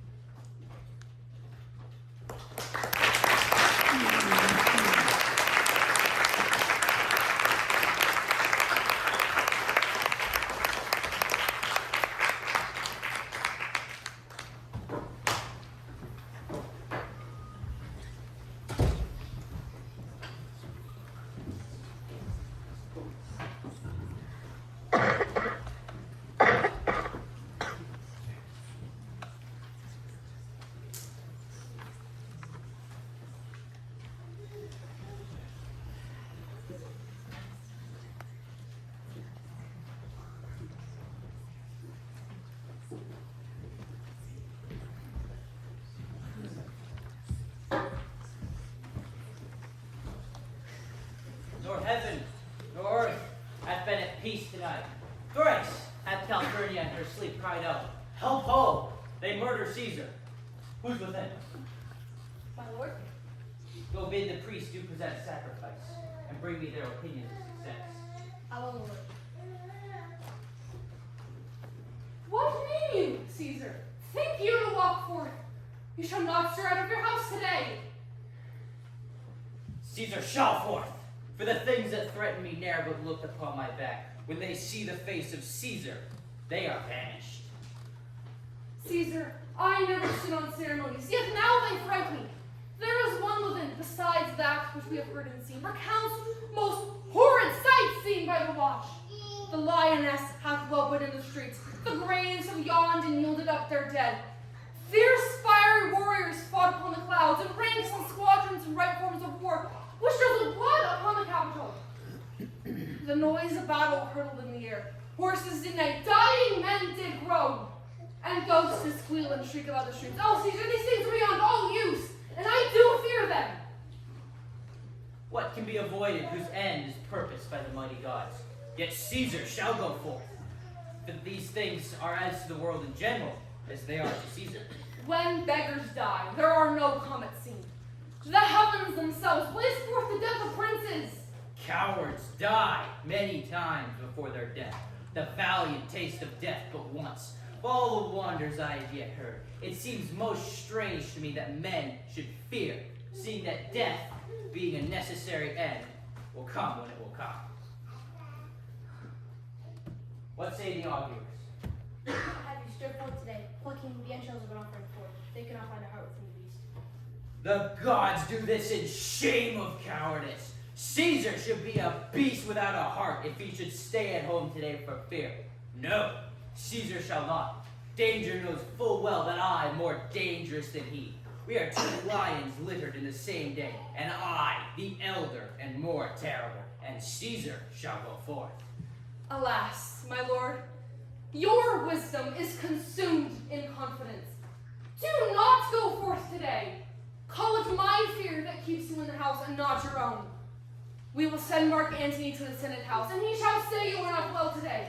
Let me upon my knee prevail in this.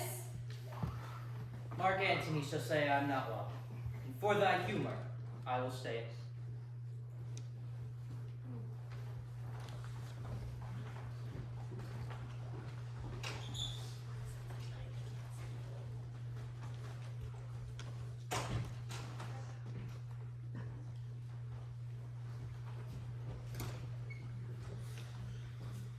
Caesar, beware Brutus, a heat of Cassius, come not near Casca. Have an eye to Cinna.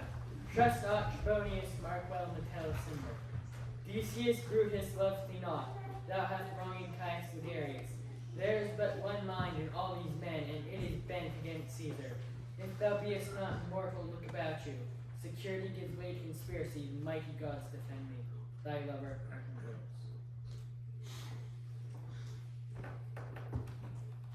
Here will I stand till Caesar pass along, and as a suitor will I give him this. My heart laments it, virtue cannot live out of the teeth of emulation. If thou read this, O Caesar, thou mayst live. If not, the fates with traitors do contrive.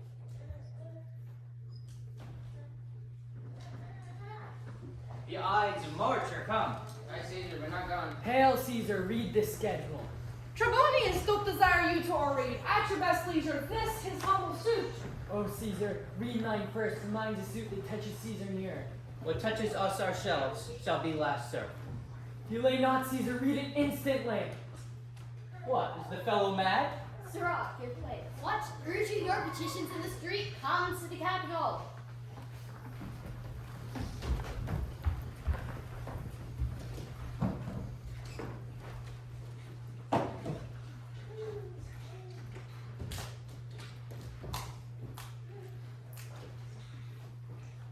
I wish your enterprise today may thrive. What's enterprise, Populus? Fare you well. What speaks Popilius Lena? He wished today our enterprise may thrive. I fear our purpose is discovered. Look how he makes to Caesar. Mark him. Cassa, be sudden. Word for your prevention. Brutus, what shall be done? For this be known, Cassius or Caesar never shall turn back, for I will slay myself. Cassius, stay constant. Popilius Lena speaks not of our enterprise. For look, he smiles, and Caesar doth not change. Trebonius knows his time. For look you, Brutus, he draws Mark Antony out of the way. Where is Metellus Cimber? Let him go and presently prefer his suit to Caesar. He is addressed, press forth, and second him. Casca, you're the first that rears your head. Are we all ready? What is now amiss that Caesar and his Senate must redress? Most high, most mighty, most puissant Caesar, Metellus Cimber throws before thy seat an humble heart. I must prevent thee, Cimber. These couchings and these lowly courtesies might fire the blood of ordinary men and turn preordinance and first decree into the law of children. Be not fond to think that Caesar bears such rebel blood that will be thawed by the true quality which melteth fools. I mean, sweet words, base spaniel fawnings, and low crooked courtesies. Thy brother by decree is banished. If thou dost bend and pray and fawn for him, I spurn thee like a cur out of my way. No, Caesar doth not wrong, nor without cause will he be satisfied. Is there no voice more worthy than my own to sound more sweetly in great Caesar's ear for the repealing of my banished brother? I kiss thy hands, but not in flattery, Caesar, desiring that Publius Cimber would have an immediate freedom of repeal. What? Brutus? Pardon, Caesar, Caesar, pardon. As low as thy foot doth Cassius fall to beg enfranchisement for Publius Cimber. I could be well moved. If I was you, if I could pray to move, prayers would move me. But I am as constant as the northern star, whose true fixed and resting quality there is no fellow in the firmament.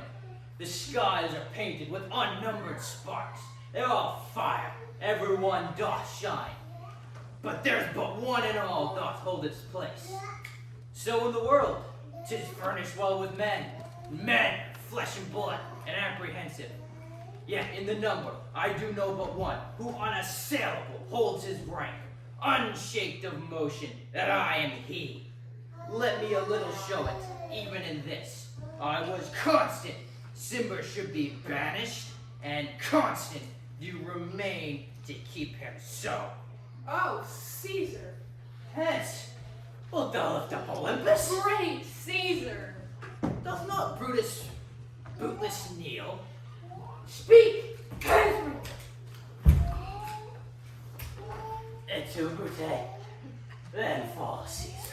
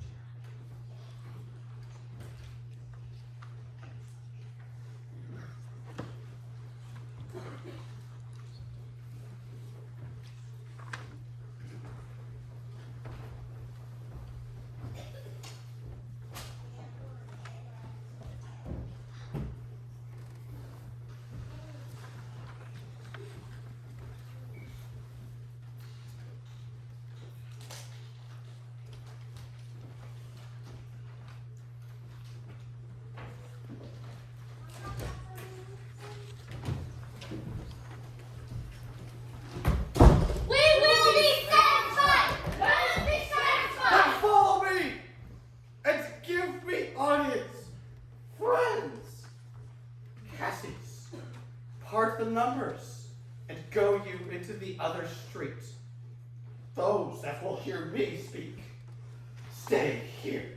Those that will hear Cassius speak, let him go with him. And public reason shall be rendered for Caesar's death. I will hear Brutus speak.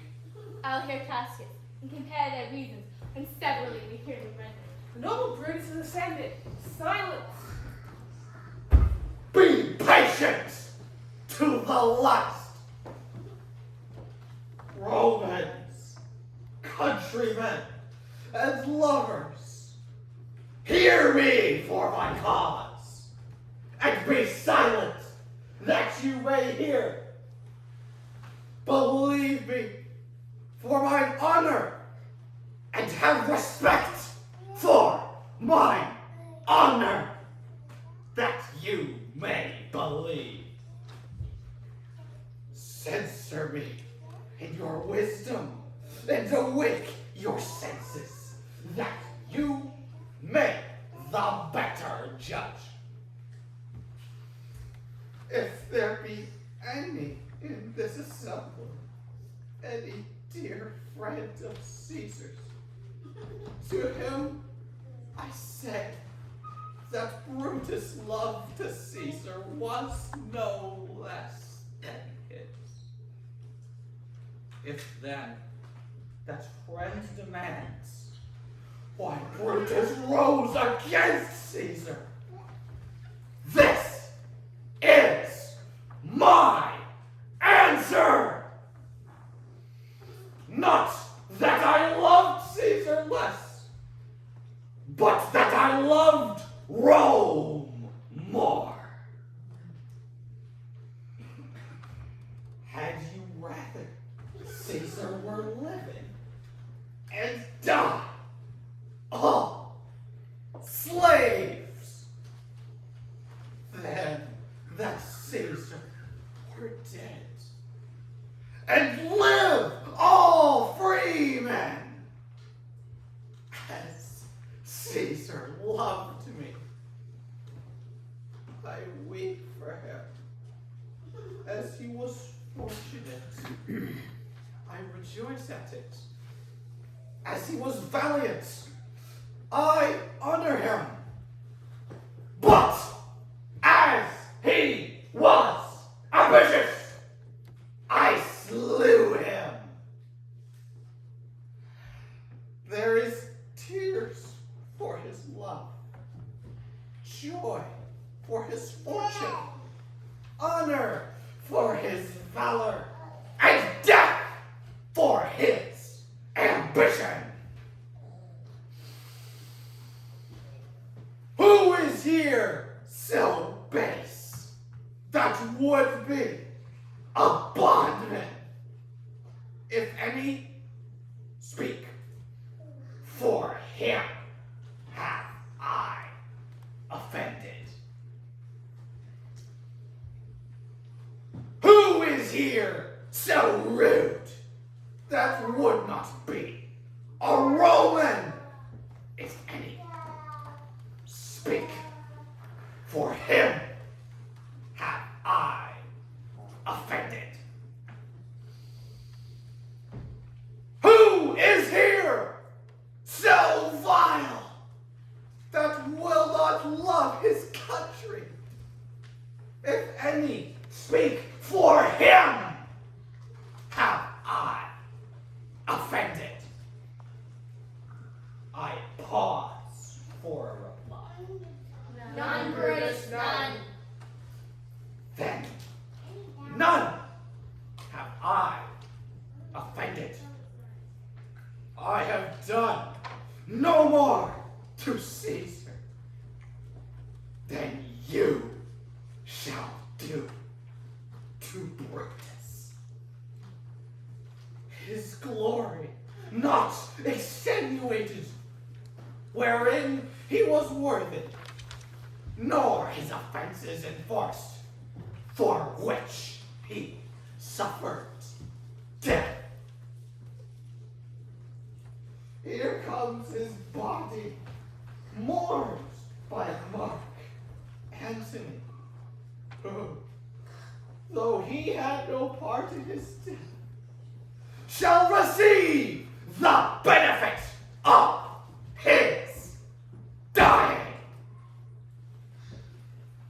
A place in the commonwealth as which of you shall not. With this I part, that as I slew my best lover for the good of Rome, I have the same dagger for myself when it shall please my country to need my death. Stay ho, let us hear Mark Antony. Let alone into the public chair. Hear him, noble Antony, go up. For Brutus's sake, I am beholden to you. What does he say of Brutus? He says for Brutus's sake, he finds himself beholden to us all. Twere best he speak no harm of Brutus here. This Caesar was a tyrant. Nay, that's certain. We're blessed to Rome is rid of him. Peace. Let us hear what Antony can say. You gentle Roman. Peace ho, let us hear him. Friends, Romans, countrymen, lend me your ears. I come to bury Caesar, not to praise him. The evil men do lives after them, and the good is often teared with their bones. So let it be with Caesar. The noble Brutus hath told you Caesar was ambitious. If it were so, it was a grievous fault, and grievously had Caesar answered it. Here come I, under leave of Brutus and the rest, for Brutus is an honorable man. So are they all honorable men. Come I to speak in Caesar's funeral. He was my friend, faithful and just to me. Brutus says he was ambitious, and Brutus is an honorable man. He hath brought many captives home to Rome, whose ransoms did the general coffers fill. Did this, in Caesar, seem ambitious? When that the poor cried, Caesar hath wept, ambition should have been made of sterner stuff. Yet Brutus he was ambitious, and Brutus is an honorable man. You all did see that on the Lupercal I thrice presented him a kingly crown, which he did thrice refuse. Was this ambition? Yet Brutus says he was ambitious, and sure, he is an honorable man. I speak not to disprove what Brutus said, but here I am to speak what I do know.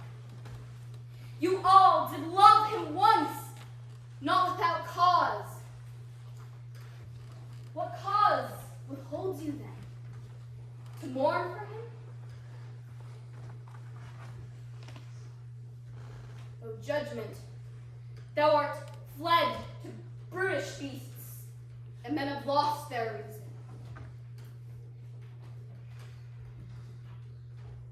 Bear with me. My heart is in the coffin, there with Caesar's, and I must pause till it come back to me.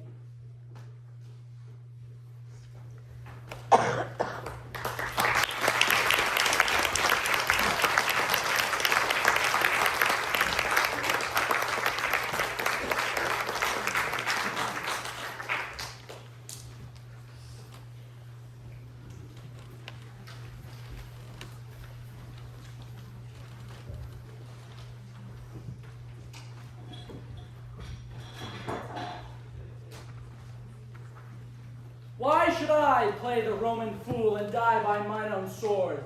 Whiles I see lives, the gashes do better upon them. Turn, Helm, turn. Of all men else I have avoided thee, but get thee back, I'll not fight with thee. I have no words. My voice is in my sword. Oh, bloodier villain than Terence can give thee out. Thou lowest labor, as easy mayest thou the entrenching care with thy keen sword impress as make me bleed. Let fall thy blade on vulnerable crest, for I bear a charmed life which must not yield to one of woman born. Despair thy charms, and tell the angel whom thou hast still served that Macduff was from his mother's womb untimely ripped. Accursed be the tongue that tells me so, for it hath cowed my better part of man. And be these juggling fiends no more believe, that palter with us in a double sense, that keep the word of promise to our ear and break it to our hope. I'll not fight with thee. And yield thee, coward, and live to be the show, and gaze o'er the time. We'll have thee, as our rare monsters are, painted on a pole, and underwritten with "Here may you see the tyrant." I will not yield to kiss the ground before young Malcolm's feet and be baited with the rabble's curse. Though Burnham would become to Dunsinane, and thou opposed being of no woman born, yet I'll try the last. Lay on, Macduff, and damned be him who first cries, hold enough.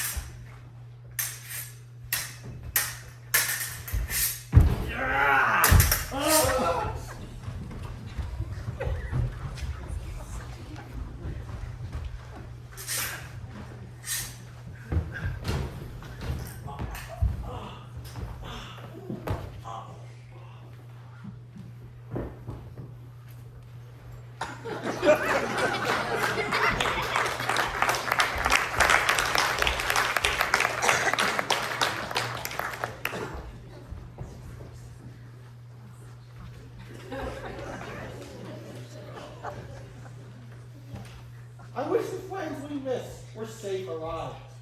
Some must go off, and yet by these I see, so great a day as this is cheaply bought. Macduff is missing, and your noble son. Your son, my lord, has paid a soldier's debt. He only lived but till he was a man. Didn't know it sooner had his cross confirmed in the unshrinking station where he fought. But like a man, he died. Then he is dead. Aye. And brought up the field. Your cause of sorrow must not be measured by his worth, for then it hath no end. Had he his hurt before? On the front. Why then God's soldier be him? Had I as many sons as I have hairs, I could not wish them to a fairer death. And so his meal is null. He's worth more sorrow, and that I'll spend for him. He's worth no more. They say he parted well and paid his score. So, God be with him. Here comes new comfort. Hail King, for so thou art. Behold, where stands the usurper's cursed head. The time is free. I see thee compassed with thy kingdom's pearls, who speak my salutations in their mind, whose voices I desire loud with mine. Hail, King of Scotland! Hail, King of Scotland! We shall not spend a large expense of time before we reckon with our several loves. My thanes and kinsmen henceforth be earls, the first that ever Scotland in such an honor named. We then shall soon recall our banished friends abroad, who fled the watchful eye of tyranny, the cruel ministers of this dead butcher and his fiend-like queen, who, as 'tis thought, with self and violent hands, took off her life. What's more to do, in measure, time, and place, we shall perform by the grace of grace. So thanks to one and all, and to each one, who we invite to see us crowned at Scone.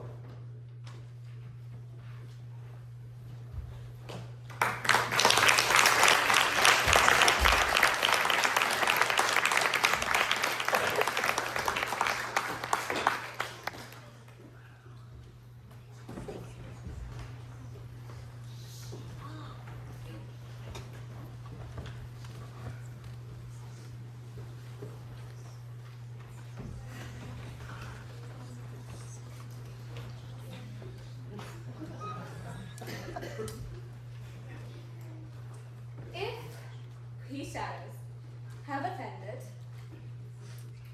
think but this, and all is mended. That you have but slumbered here, while these visions did appear, and this weak and idle thief, no more yielding, but a Jew. Gentiles, do not reprehend. If you pardon, we will mend.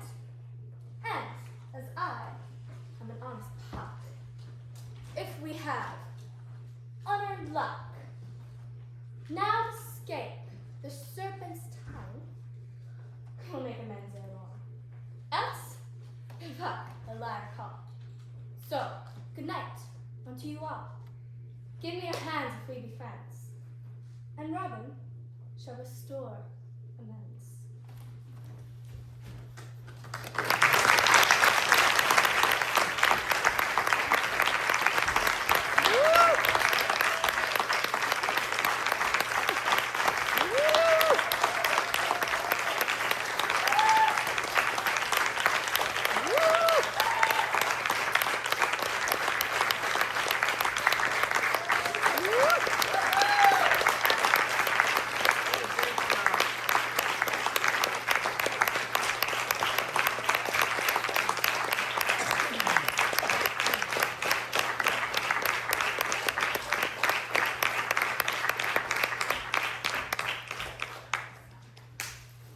Thank you all for coming. This is such a great evening, and you have been an amazing audience. Thank you very much for that. I would like to take a minute to recognize the person who is responsible for all of this.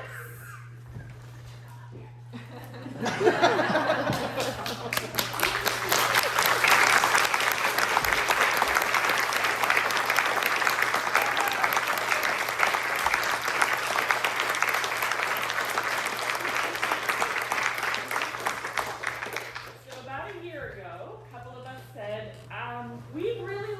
have theater a year ago. Not really knowing how much work that would be. And I said, hey, Lori, you could be the director. And she did actually know how much work it would be, and she still said yes. And so for that, we're all very grateful.